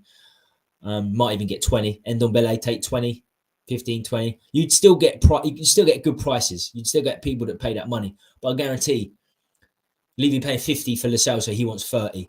Paying 65 for Ndombele, he wants 40. Paying 40 for Sanchez, he wants 30. You're not getting that money. You have to take you have to take your medicine. And they weren't good signings. It was poor recruitment. And now we just have to take whatever we can get, quite frankly. He does. Yeah, he's 6'7". That's the best praise I can give him. A lot of people judge Forster on what he done last season. And as I said earlier, he had 2 decent games, one against Arsenal, one against us. A lot of the saves, if you watch back, basically hit him. So yeah, he had a couple of decent performances. But I talked to Southampton fans last season, this season, they did not rate Forster. They were happy that we got him, and to give him 70 grand a week, just it's crazy. Tommy, what do you think of Danjuma? I saw it. I don't know about him specifically. I don't know about Danjuma specifically, but I watched him play for Bournemouth, where he played on the right and the left, and he was absolutely fantastic for Bournemouth. I heard that he was brilliant for Villarreal last season after he signed for Bournemouth for some big money. But I don't get the signing. I do not get it. If you're going to get a winger in, surely you're going to get a right winger in, because Lucas hasn't been playing. We've got left wingers because we had Gil at that time. We've got Son. He hasn't had many injuries. You've got Richarlison, who played there throughout his Everton career. He was signed by us as a left winger. I know he can come in for Kane as well, but for me, you've got Richarlison and Son fighting for the left wing, because nobody's taking Kane out of the striking role. And then we signed another left winger in Danjuma. Doesn't make any sense to me. He was a player that was available, transfer listed, and we got him. Look, he's a good player. He's probably a good player. And he might turn out to be a decent player, but only if certain players get injured. We needed to sign a right winger, if anything, because Kulusevski's been injured a lot, and Lucas too. Lucas is not getting any game time. Surely we needed a right winger. But before that, before even talking about wingers, we should be getting centre-backs in. Centre-back. One. At least one. We need 2, 3, but at least one in January. We finally got the right wing back in. Fingers crossed. Fingers crossed. Porro does develop into a very good player. I'm confident he will. Sanchez cost 42 million and he's not worth £1.75. The thing is, he was actually really decent in his first season. Really decent. So much. I remember, I don't know if everybody else can. I remember when Barcelona were looking at him after his first season because he'd done very well. We're willing to pay something like 70, 80 million pounds on Davinson Sanchez because from an attribute perspective, he's quick, he's tall, he's powerful. Well, he was powerful. It seems like a lot of the attributes are gone. He's always been quick, Sanchez. I remember before Reggie signed, he was the second quickest in the team behind Son for a year or 2 years, Sanchez. When Reggie came in and a couple more came in, he went down. But yeah, Sanchez is rapid for a centre-back, but his concentration levels are shocking. His tactical side, his decision-making, his positioning, all things that are key for a centre-back are not there. And of course, back then he had Vertonghen or Toby next to him, which made him look better. So we've quickly found out that he's not very good. And poor recruitment. Again, he had one season at Ajax. Coming from Colombia, he had one season. It's just really, really bad recruitment. Ndombele the same, like £60 million, and he had a season and a half that was good. And you look at his previous coaches; they all said the same thing. It's toxic personality. And now we wasted £60 million plus. We need a 6'7" Lurch and go. Orangutan Adams family. Lurch is great. It's a great comparison, actually, thinking about it. I'll tell you what, that will obviously that will help to a certain extent. The fact that he's just massive. I'm probably being a little bit too harsh on him, but his distribution and agility coming out is bad. It's really, really bad from what I've seen. So I don't hold high hopes for him. I would take Forster for 1 or 2 league games, fine, and some of the cup games to take the pressure off any goalkeeper is fine, but for 2 months as a number one. With this defence, I'm worried. Because you do need a keeper that comes out with this defence. Kaguma, thanks ever so much. Another super sticker. Thank you. Really, really appreciated. And this, you said this below. Haven't seen Lucas in so long. And it is crazy. We haven't seen him in so long. I thought he was going to go in January. And I thought he was going to go to Everton, especially after we nicked Danjuma off Everton, didn't we? And that was well established, well advertised, you could say. And with that, I thought, okay, we can give him Lucas now, because it appeared Lucas was on his way to Everton, but it didn't happen. It really didn't happen. I was hoping it would, and we needed a right winger more than we needed a left winger for sure. I suppose one positive with Danjuma is apparently he can play up front. I've never seen him play up front, but apparently he can. And I suppose if Kane gets injured, and if Kane and Son get injured, then you've got Richarlison who can play on the left and right, and Danjuma that can play on the left or right. That's the only positive I can see. But we need a centre backs first, and we need a right winger if we needed a winger. In my eyes, our back line is going to kill us this season. It's going to come back to haunt us. It's going to come back to haunt us. We're all right because we won 3 games on the bounce. One of them against Preston, one of them against Man City. We played well against Man City and Fulham, which was a bit of a. It's Fulham at the end of the day, isn't it? But we'll see. Onwards and upwards. Tanganga, Sanchez, Emerson to play right centre back. Of course, because Romero's not going to be there. I tell you what, I've dissed Sanchez, but his record coming in, I think he's got a much better record of winning games than Romero. Last games of last season, Romero was injured. I was at North London Derby. He was getting ready to go in the stadium. Was there with some of the fellow YouTube boys, and we were on the phone. It was like, Romero's not going to make it. Romero's injured. It looks like Sanchez is coming in. I was like, oh, fuck this. Oh, this is a nightmare. But I tell you what, Sanchez came in. We beat Arsenal 3-0. We played well. And we won the last 2 games of the season. So I'm not overly worried about missing Romero for Leicester, if I'm honest with you. And I still don't think we've seen the best of Romero. But it's going to probably be Sanchez. I'll be surprised if it's not Sanchez in there. I'd like to see more Tanganga because I really rate Tanganga. And I stand firm and I say he's our best headerer in the team. He's actually really good aerially, Tanganga, but his confidence is gone. Tanganga's confidence is finished, and he's probably got to leave the club now. But I'd probably prefer Tanganga there, if I'm honest. Not the end of the world though. If we lost Romero for 3 games, maybe it would be tough. But 1 game against Leicester, we should cope fine without him. He's very quick, Sanchez. Very, very quick. But see, the thing is, he thinks he's quicker than he is as well. He thinks that he can just he doesn't need to worry about the positioning. He doesn't need to worry about his tactical awareness. Doesn't matter if a ball goes over the top. He can catch up with the attacker, and that's not always what happens, and it's rarely what happens these days. We've seen it in previous games. Was it against Man City or was it against Preston? I think it was against Preston, and we nearly conceded because he just completely fucked up a ball that went over his head. It's ridiculous. Reguilon is on a final warning over at Atletico Madrid. Apparently, he's a right play actor. Oh, do you know what? Here's another one.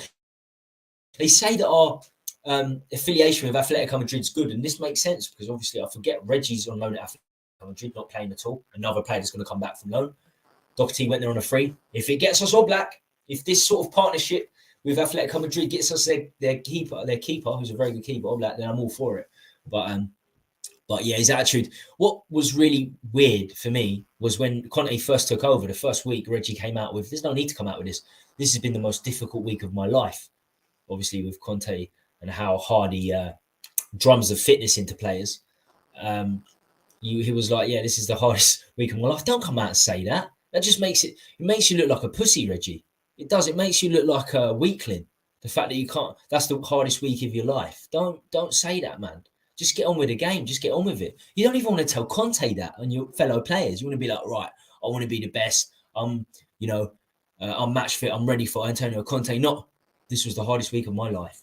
So I reckon he's a bit of a character, and we don't need those sorts of players. We need character on the pitch, not off the pitch. Yes, Elias, what's happening, man? Big up. How you doing? And I just want to say, because me and Elias were talking a little bit about it on WhatsApp, and I mentioned it at the start of the stream. If you've got any leftover change or anything, please donate to Red Cross. I think I've got the link right at the start of the stream. Please donate to the Red Cross Turkey Syria earthquake if you can, or if you can't, share with people that you can. The Red Cross on Google, you'll find out how to donate. Turkey Syria earthquake, because it's over 20,000 deaths there now, and I've got family. I've got an uncle under the rubble. I know it sounds horrible, but he's definitely he's gone. He's under the rubble, and I'm actually named after him. So yes, it's hard times for my family in Turkey, and just other families as well, because it affects so many. So if you can afford to donate anything or even clothes or something like that, it makes a big difference, because you've got watching scenes and they're disturbing. You've got a man who's lost 25 members of his family. He's just in his house with blankets and stuff. It's rough. It's really, really rough. So yeah, I'm just waiting for the news that my uncle's been found, because he's 68, so he's almost certainly passed away. It's tough, but it's not. It's hundreds of thousands of people been affected, and they're saying it's affected. Practically in Turkey, it's affected 23 million people. So yeah, anything there makes a big difference. And I know Elias is doing something in the background as well. So big up, my friend. And he's a good guy. Danjuma is 2-footed. Yeah, which makes sense because I saw him play a lot for Bournemouth on the right. So I guess he can play right, left, up front. But he was brought in from Villarreal as a left winger. And something else I didn't mention when it comes to Danjuma is the fact that he was brought in as cover for injured players. He had quite a few injuries on the left wing. But one of the reasons Villarreal let him go was he was injury prone. He's been injured all at the start of this season, and he's only started about 6-7 games. So Villarreal let him go for 2.5 million with an optional 27 million because he wasn't good enough, Danjuma, and he was an injury prone. And that's what we signed him, as a cover. So we signed an injury prone to cover injuries. Very odd. Very, very odd. Very odd indeed. It's crazy. Turkey, Syria. It's even tougher in Syria to even get the aid there. It's crazy. I'm not going to turn this into a show about Turkey and Syria, but it's very, very difficult. Keeping your uncle in prayer, bro. Yeah, I haven't really told many people about that. I know I've sent it in a few group chats. Donate if you can.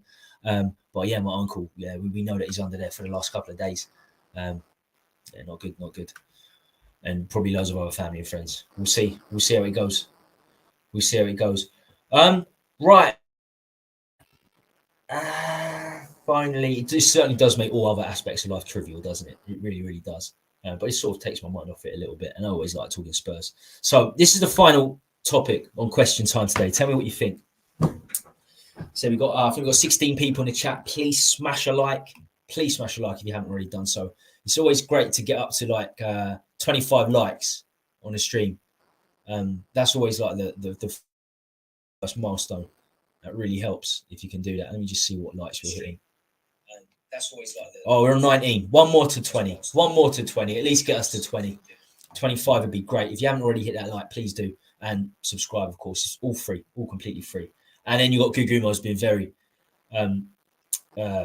generous in actually, in actually putting money in the super sticker there. And that helps, that supports the stream even further. But thank you for viewing. And this is the final question today. What if we don't get top four? What if? What will this mean? Now, from my perspective, looking at it from the outside in, first of all, we're not going to get top four. I'm not your therapist, so I don't care if you think I'm negative, really. I really don't. I don't think we're getting top four. I never used to be this negative about Spurs, but sort of Linek have made me that way. And then I look at the squad. I look at the balance of the squad. I don't think it's there, especially on the defensive side of things. I think other teams around us have a better balance. And we're fifth. We're behind those teams as it is. So I think the best we can hope for is like fifth or sixth in the FA Cup, something like that. And I think this Lloris thing puts us.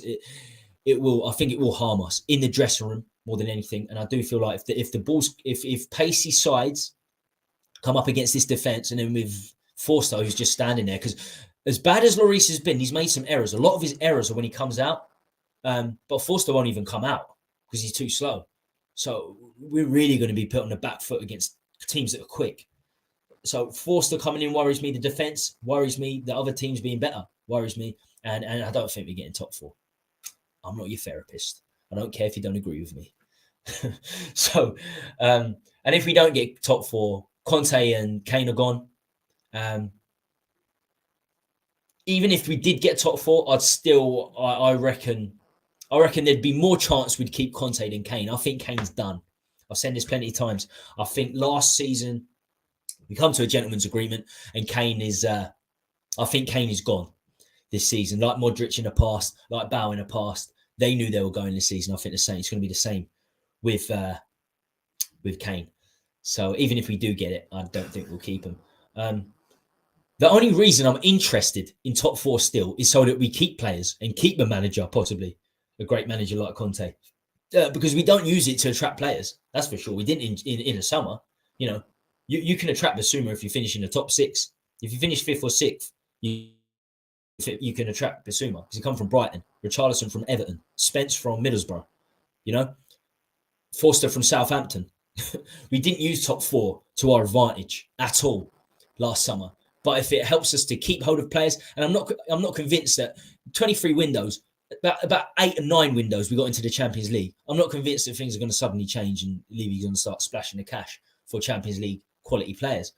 I don't think that's going to happen. So get top four to try to attract better players. I don't think it's going to happen, but more so to keep some of the players we've got. Because I tell you what, Romero and Bentancur are not going to stick around for too long. I tell you now, those two are not going to stick around for too long. They're too good to not be playing in the Champions League. They really are. So we got to sort ourselves out. We really do. We need to get top four to keep players more than anything. But if I'm a betting man from here, I'm saying no. If we got a decent centre back in, maybe. There were some available, and there was some that their contracts were running out, so we could have chucked a cheeky £10 million bid in and got them 6 months early. I'm sure many clubs. I'm sure if you put £10 million in for De Vrij from Inter, I think they would have considered it Inter because they're in debt, and they're not going to get anything for him in the summer, so they might as well take the £10 million for De Vrij. Probably not Skriniar because he's worth more, or Ndika. Made a big mistake not signing the centre-back. Big mistake. And that will come back. Somebody's already put in the chat. I think it was Simply Ace. That will come back to haunt us. And that will come back to haunt us. I'm sure. Not yet, but it will. Arsenal attracted better players than us. They're the ones that threw top four away last summer, Arsenal. And they attracted They got Zinchenko winning Gabriel Jesus, who are serial winners with Man City. Serial winners in their team. Like, how has that happened? Got Jorginho now as well. They miss out on Sassuolo. They got a backup plan right there next day. Same with Man United. They lose Eriksen. He gets injured. Next day, they look at Sabitzer. Next day, they sign Sabitzer. Sentimentality, too much. We're too fucking slow. 31 days it took to get Porro. 31 days.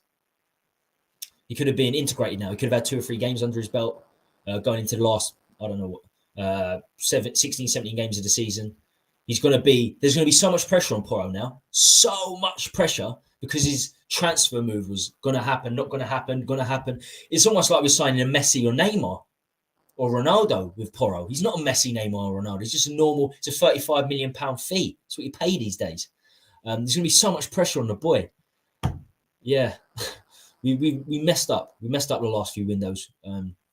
We messed up January window as far as I'm concerned. And we got to be careful because our best players, Kane, 12 months left at the end of his contract. Kulusevski's not even signed. Son's not getting any younger. And then and as I said, Benny and Romero. You know, if top 4 teams come in for him and we're not in the top 4, then their agent's going to have a look around and say, yeah, we need to go. Romero, to me, looks like he's not fucking interested in being at Spurs anyway. I'll be honest with you. I think he's a quality player. I think he's a good player, actually. I think if he was in a better team, he'd look like a great player. And I think he's got the potential to be a quality player. But we got to be careful. We could lose these players. We really, really could. Okay, let's get into the chat for the final time. Got a few. But as we go in the chat, who's this, people? Who do we think this is? Tell me who you think this is.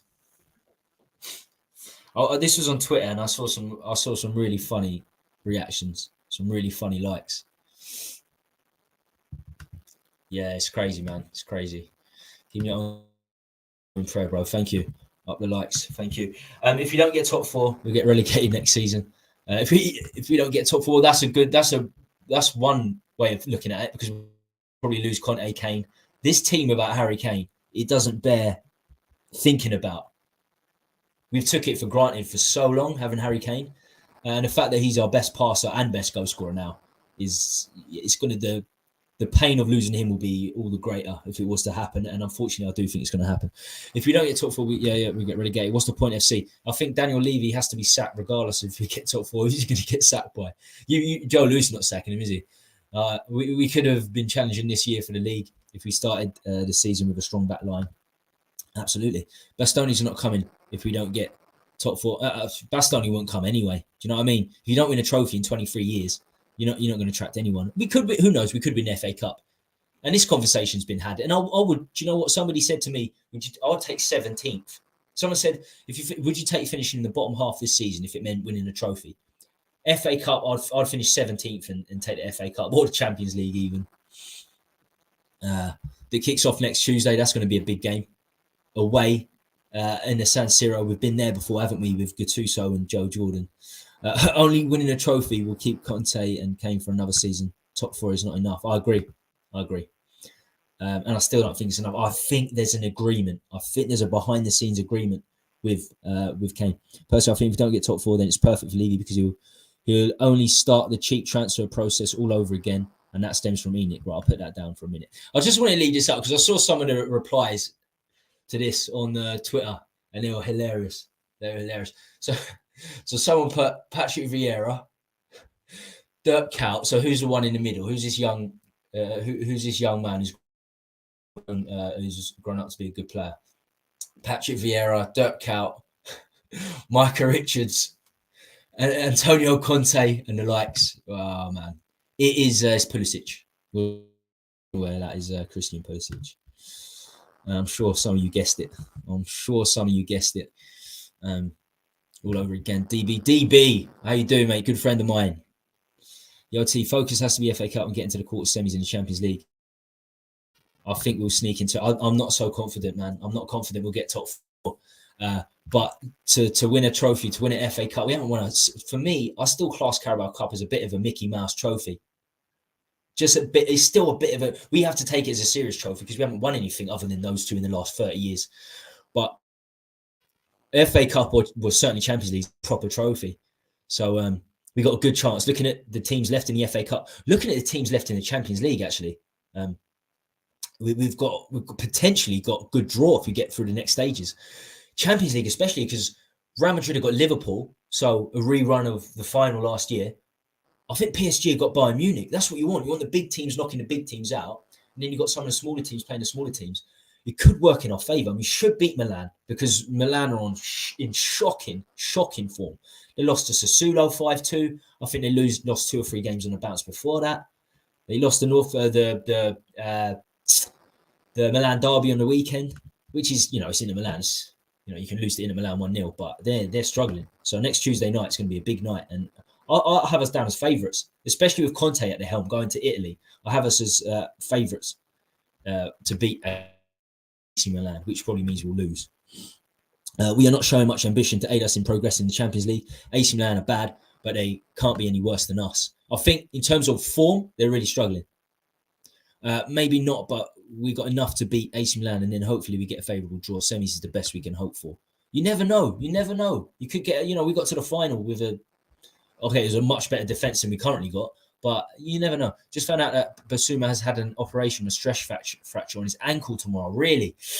David, the bearer of bad news. I know you well enough to know that you're a very big fan of Bissouma. And I am too. So let's see. Spurs suffer second major injury. You're right, because I'm looking at it now. Spurs suffer second major injury and further blow after Lloris news. Check it out, people. Yeah, it's going to be a struggle. What are they saying? Let's see what they're saying. So this is the Evening Standard. Let's have a look. It comes ahead of crucial run of fixtures. Yes, we know this is a crucial. We lost Lloris for 2 months. That's not good. You're talking at least a month, aren't we? It's surgery, isn't it? It's surgery. So you're talking at least a month, 2 months. 2 months. It's probably the season, isn't it, for Bissouma? The good thing is, obviously, Hojbjerg and Bentancur have made that centre midfield partnership their own. The bad news is we've got a lot of games coming because we're still in free trophies. So FA Cup, Champions League, 2 legs, Premier League. And then the next backup to Hojbjerg and Bentancur, Skip, who's injured for a year, best part of a year. I really rate Skip. I get a lot of flack for how highly I rate Skip, but I'm going to set you straight here. He was outstanding. He was their player of the season the year Norwich got promoted. They would do anything to sign him the following year, but he didn't. We were in the Premier League. We had a new manager, Nuno. He started playing Skip after that season. He was fantastic. First half of last season, the season before last, he was our best player. Him and Son were our best players. He got injured. He's been injured for a year. So he will be our backup, Skip, now that Bissouma's injured. So I'm glad in a way that he'll get time, but it's not good. And Bissouma's been unlucky anyway. He really has. He's a top player. Oh, exactly, Kaguma. We have to keep Bentancur and Romero, but it's not going to be easy. It's not going to be easy if you we failed to make Champions League 2 years on the bounce, 6th, 7th, and we just sneaked into it last season because Arsenal threw it away. Easy. Could have done 3 years in a row without Champions League, and we could be going into the 4th. But if you keep messing about, you're going to lose your best players if you don't get into the top competition. Although it is restructuring the Champions League, and I'm sure people have heard about this ESL news that's coming out. I know the restructuring of the Champions League. I think it takes place next season, and if it doesn't get changed again because there's new news with the ESL, I think it involves 36 teams, and I think you get 5 teams from England and Spain. So 5 teams will qualify you for the Champions League. But I think that's next season. So that'll be the league standards next season. I think I could be wrong, but I think the 2 highest ranking European teams get 5 teams in the 36 club new Champions League system. It's definitely a 36 club Champions League. I know that for a fact. Tommy, who's that young English that we are interested in for Crystal Palace? We don't need to say what colour he is, but he is. He is. It's Guahi. It's Guahi. Keke, Pep, and Pulisic. Yes, correct. And it is. It's Pulisic. Fucking Micah Richards and Antonio Conte was the funniest one. But yes, Guahi. He's a good player, Guahi. But we missed out on him for 10, 15 million pounds, and we were going to, looks like we're signing him for 45 million pounds. Ridiculous.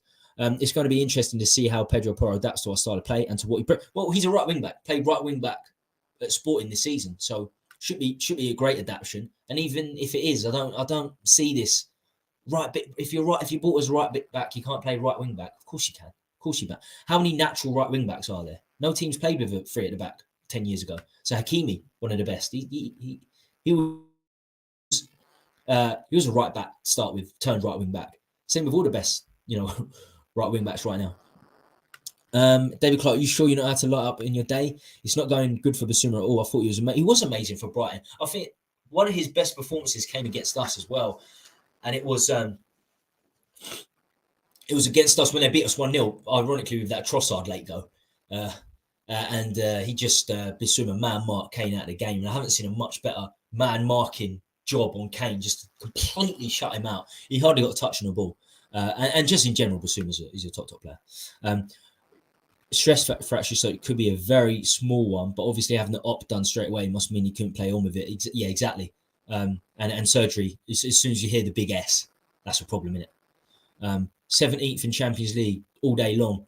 We were talking a bit about this on Tuesday, and he still was saying,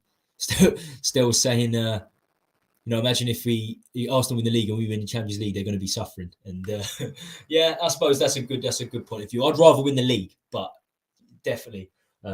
It would be nice to stuff it to Arsenal, the only trophy they haven't won. Well, Kaguma, ever so generous again. Thank you ever so much for the sticker. Really, really does help the channel. And it's great to just see you in the chat for the first time in so long. Yeah, it really does. I know you're good friends with Colin as well, but Colin I think Colin's doing a neutral channel now. He's going to start doing a neutral football channel. You're not going to see him do too much Spurs stuff. But you'll see him do some neutral stuff now. And I think people that know Colin is going to bring Buck Funkley back. Colin's a lot of fun. If Conte stays, then the protests are dead. So, Bill, how you doing, my friend? So, with Højbjerg and Basuma out, you'd play Sarr or Skip? I would... see, that's a good question. Sarr's looked good in his brief time he's been there, but I really rate Skip. It just depends how this injury has affected him. I think there's a lot of longevity and a lot to come from Skip. And he's just 22 years old. He's lost a year of his Spurs career. He really has. He's lost a year of his Spurs career. And he's only been here for a year and a half, really, in the first team. I feel so bad for him. So I would be putting Skip in there. But look, Conte's a world-class manager. He watches training. And he started Sarr in a few games. And when Sarr came on, he looked good. I can't remember... He started, I can't remember if he started against Portsmouth or Fulham. I can't remember, but he started a game and looked really good. And he came on, he looked really good, 2 games on the bounce. And he's very young. So I'm impressed with what I've seen from Sarr. And what we learned from him in his first spell at Metz. First season, people were saying, this could be the next year of Torre, but a lot of teams were looking at him. So it's good that we got Sarr as backup as well. So that completely, skipped my mind, you could say. That we had Sarr there as well. No, we do. So we do have another option in there. Højbjerg and Basuma out for AC Milan game. Højbjerg out as well. Kane will be starting as our creative mid. Well, he does every game. But Højbjerg, is that a suspension? Is that a suspension, Højbjerg? Or is he... I haven't seen this in news.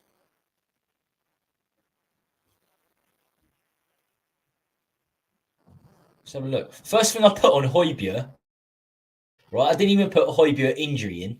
First thing in Højbjerg is with him on Google in his Denmark shirt with a fucking bandage strapped around his head. No, but it's not funny if he's injured. No, is he banned?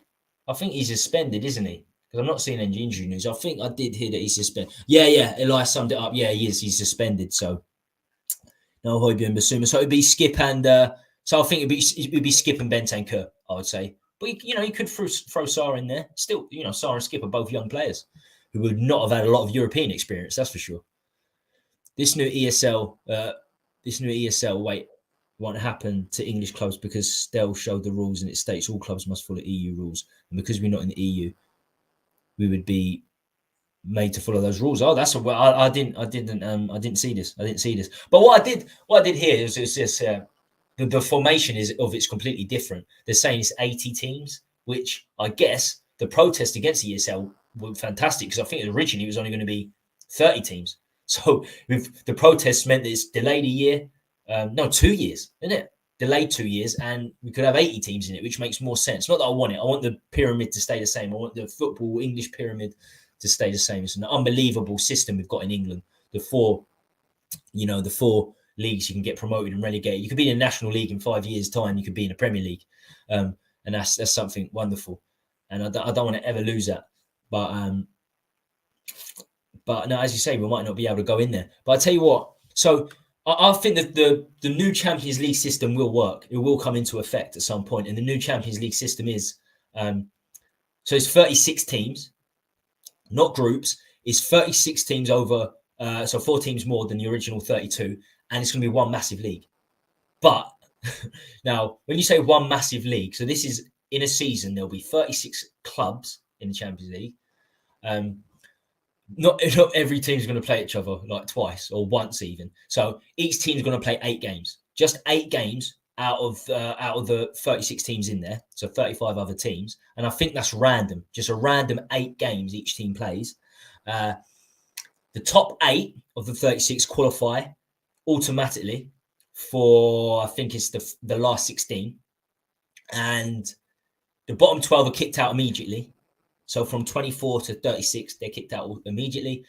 And it will be the teams between 8th and 24th will have one knockout round to meet the top 8, if that makes sense. So top 8 go through automatically. 8 to 24 have to have a knockout round, which will be 2 legs to take it into the last 16, which is very different. But you get an extra 2 games because obviously in the group stages, the way it is at the moment, you only get 6 games. So you get 8 games. What worries me is how random it is. You just get 8 random games, which is very, very odd. But this is how the new Champions League system's going to work. And if the ESL doesn't go ahead, I think if the ESL does go ahead, you're talking about 5-6 years. They'll get the ground rules and the foundations down, but I don't think it would come into effect for 5 or 6 years anyway. But this Champions League is next year or the season after. I think it's the season after the new Champions League. So this isn't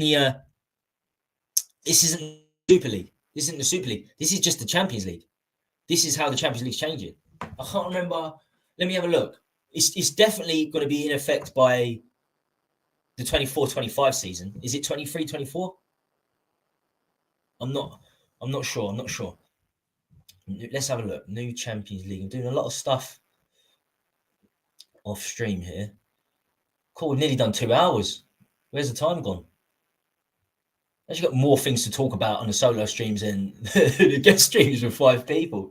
It's crazy. But I enjoy interacting on here with everyone. It's good because even if you don't want to interact with me, you interact with each other because there's a lot of people that know each other in the chat.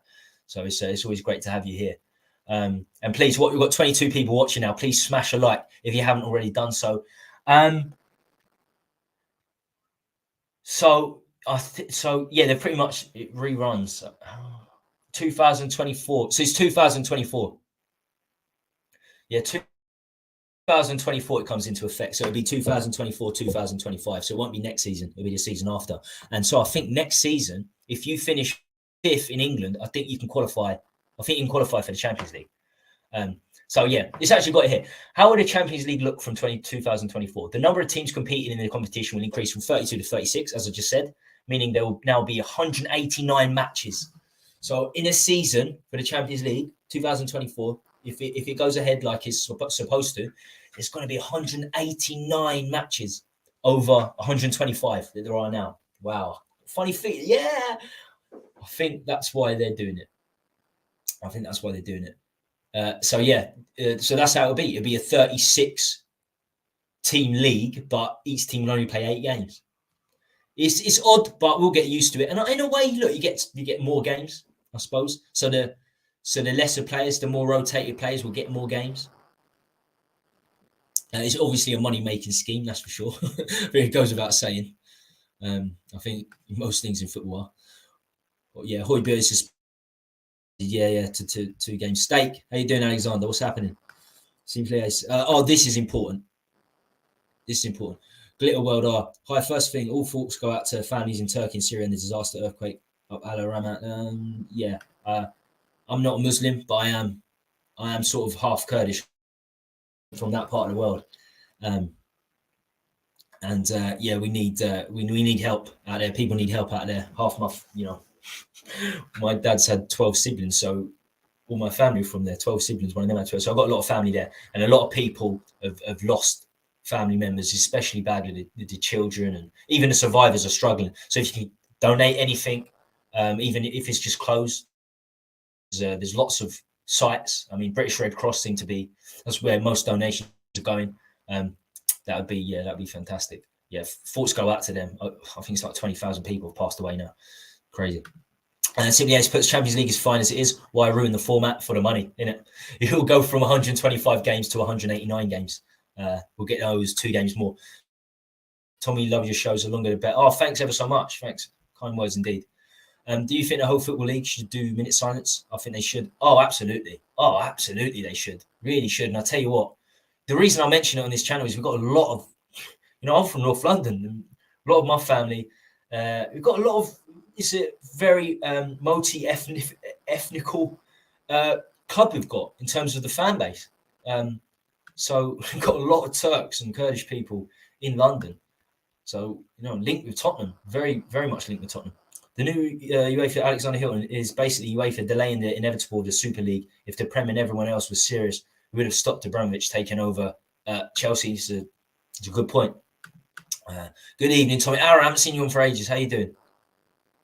How you doing, my friend? Aaron, lots of love. I love seeing the love. I love seeing the love between people. If you get the most UEFA coefficient, but you're not in the Champions League, you still get there. Right, I see. Alexander's more read up on this than I am. I had a basic understanding of the structure, and it is going to be 36 teams. Yeah, my arch nemesis. Hope you're good, mate. How do you mean, Tommy? You are Kurdish. I'm Kurdish, the highest ethnicity in the world that don't have their own country. So, but Kurdish is separated. You got Turkish Kurds, you got Iranian Kurds, and you got Iraqi Kurds. I'm Turkish Kurd. So half. My dad is. My mum's English. So basically, yeah. And my uncle is in the rubble. Basically, and they're just waiting to pull him out. So it's quite bad. It's exactly the border and exactly the cities where my family are. Crazy. It's absolutely crazy. But even if it wasn't my family and that, it'd still be horrific. I mean, you just see the news pictures and everything. It's nasty business. I thought we're both Ndombele bros. Hello. Tommy, do you listen to Gabby or no? I do not. You go, oh mate. No, I do not. I do not like TalkSport in general. Do you know what it is? I try listening to it a little bit when I'm doing my running. When I go for my run or I do biking, I like to. It's sometimes good to have podcasts in the background or radio or something like that. And adverts every 5 minutes. There's a fucking advert. There's an advert. I can't deal with it. And most of them are idiots, to be honest with you.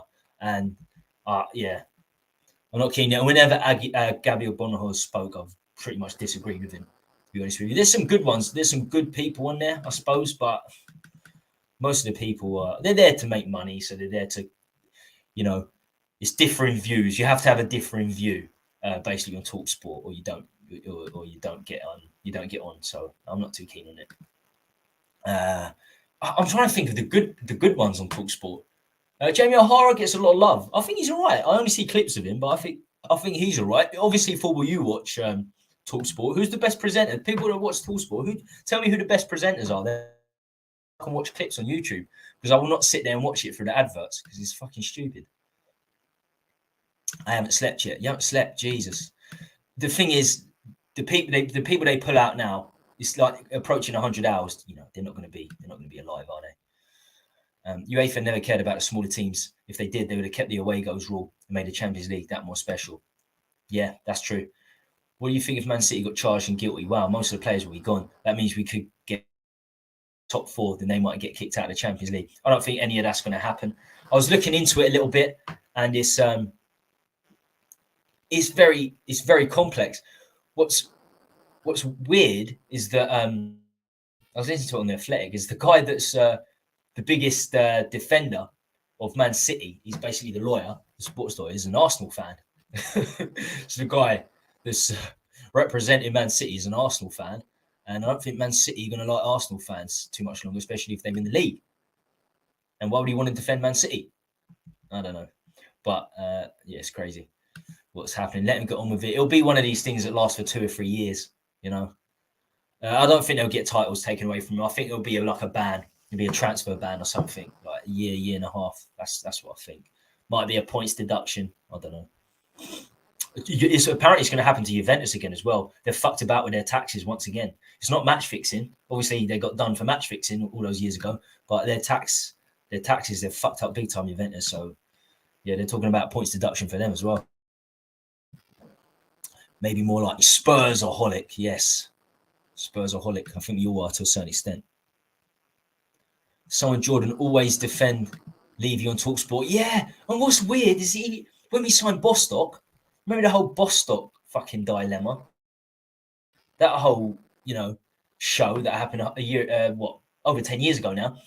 Simon Jordan was going into Levy like nobody's business. The fact that he only got 750 grand for Bostock, who was supposed to be one of the best young talents.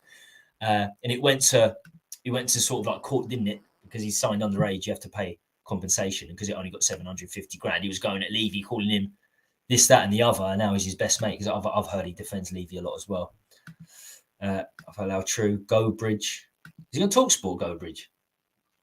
I like these are not on TalkSport though, are they? Oh, Expressions are brilliant. I watched Expressions first. One of the first Spurs fans I watched, and I heard him first, and I couldn't. It was just too much. But then over the years, I've gone back to him, and I'll be honest with you, I didn't even know these YouTube things existed 2.5 years ago. I really didn't. I was looking for Tottenham Southampton stream, and I saw on YouTube. I was like, oh, can I watch it on YouTube? And it was a watch along. And then I saw Ty for AFTV, a complete idiot. I saw clips of him, and I was like, oh, what? There's actual Spurs YouTube channels as well. It's crazy. And then Expressions is top dog, isn't he? Expressions is top dog, and then of course we are Tottenham TV, which is like the hub.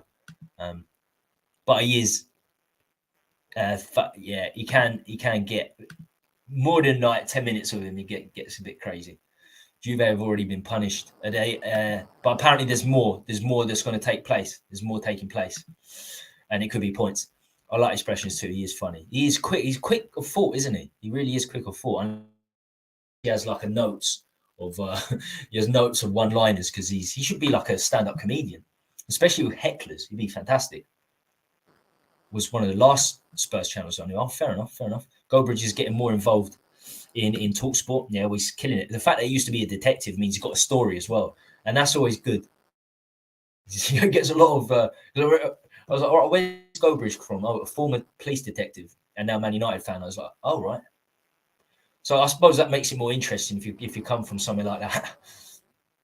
Expressions is one of the most. Yeah, he can. Yeah, I agree. Can get on your nerves, definitely. I got a headache listening to Expressions just after 2 minutes. I turned him off. He's full of. Yeah, I remember when I was watching Spurs Everton FA Cup and people started mentioning Expressions. I just started streaming. I looked at him and he was like, "How can you not rip the toffees, the wrapper off the toffees, and spit them out and all this?" And I was like, that was literally the first time. It was the first sentence he said. I was like, right, I'm turning this off. But then you watch clips of him, and he's very good, very quick-witted, to say the least. But over 2 minutes, it's not good. He's not even funny for me, just more of an idiot.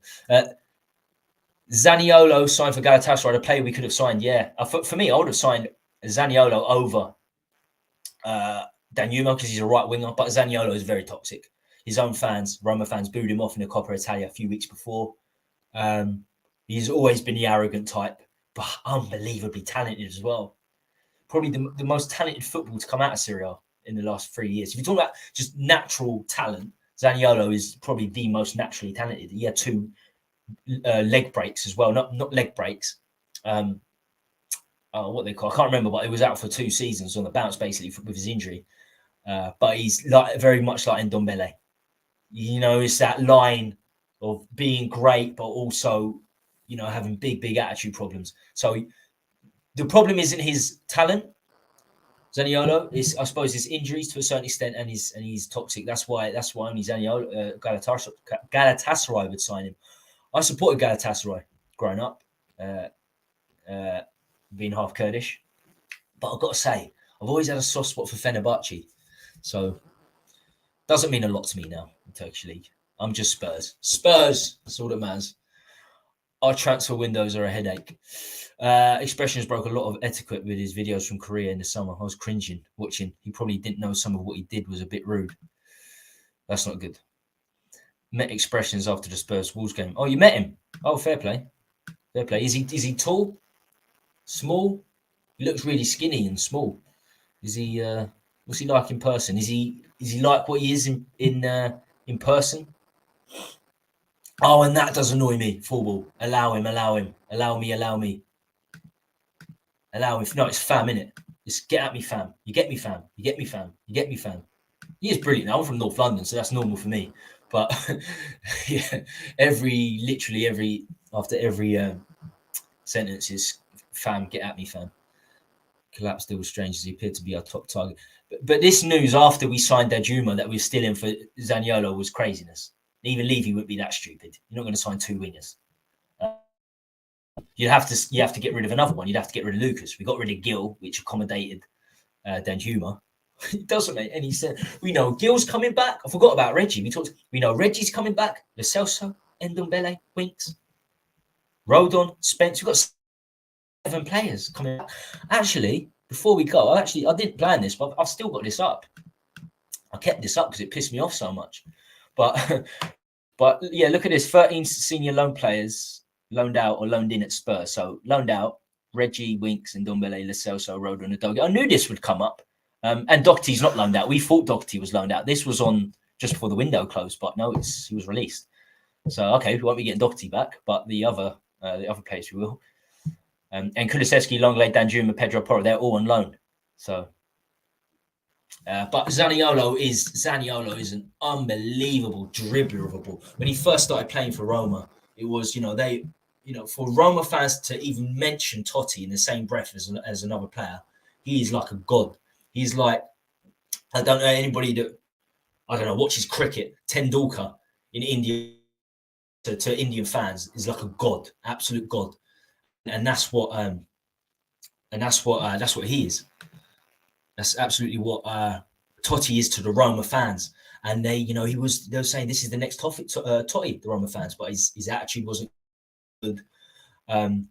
Always a little bit throwing his toys at the pram, I should say. And it's so it says his attitude that gets in the way. And we don't really need that at Spurs now. It's the last thing we need because we've got rid of a lot of the toxicity. Dele Alli, Ndombele, but he's coming back. We have got rid of quite a lot of it, so we don't want any more coming this way. But I don't know. I probably prefer him to Danjuma because he plays on the right. We could have had Skriniar, De Vrij, and Hakimi at one stage. Instead, we have Emerson, Davis, and Dyer. Don't get me started. One good news about Dyer is he hasn't signed that 4-year contract now. Well, I haven't learned that he signed a 4-year contract yet, which is great. We could have had many more simply A's. I could take this to 3 hours just talking about the players we could have had. It's crazy. Right. That's why I won't watch all the fan bruv stuff. Yeah, it does my fucking head in. I mean, as many say 4-minute or 2-minute clip, it's funny. It's really good, but longer than that, you can't watch a live stream of him. Apparently he does FIFA live streams, doesn't he? Replays. Yeah, I think the kids would love that. Paratici cooking a Marmite toast. Love it or hate it. Hugo out was a blessing in disguise. He's been moody for a while. Now, I'd still take him over Forster. But that is the end of the stream. I thought, I only had enough content for like an hour. But you beautiful people that have joined me, we've taken it to 2 hours and it's gone by fast. Thanks ever so much for joining in. So yeah, I think this is a good time to wrap it up. Yeah, I appreciate your presence viewing today. Please, before we go, subscribe, hit the like if you haven't already. We're on the way to 2.5K. I will do something, Jack. I will do forfeit. I'll definitely do a forfeit with some of my regulars on, so I can actually talk.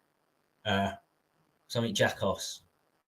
A piercing, a bum piercing. No, wax the eyebrows. Steve-O waxes his eyebrows. I'll do something like that. If I get to 2.5k by the end of the season, I'll do a forfeit, and it won't just be eating a chip. It will be serious. I think waxing the eyebrows. Waxing the eyebrows would be a good idea.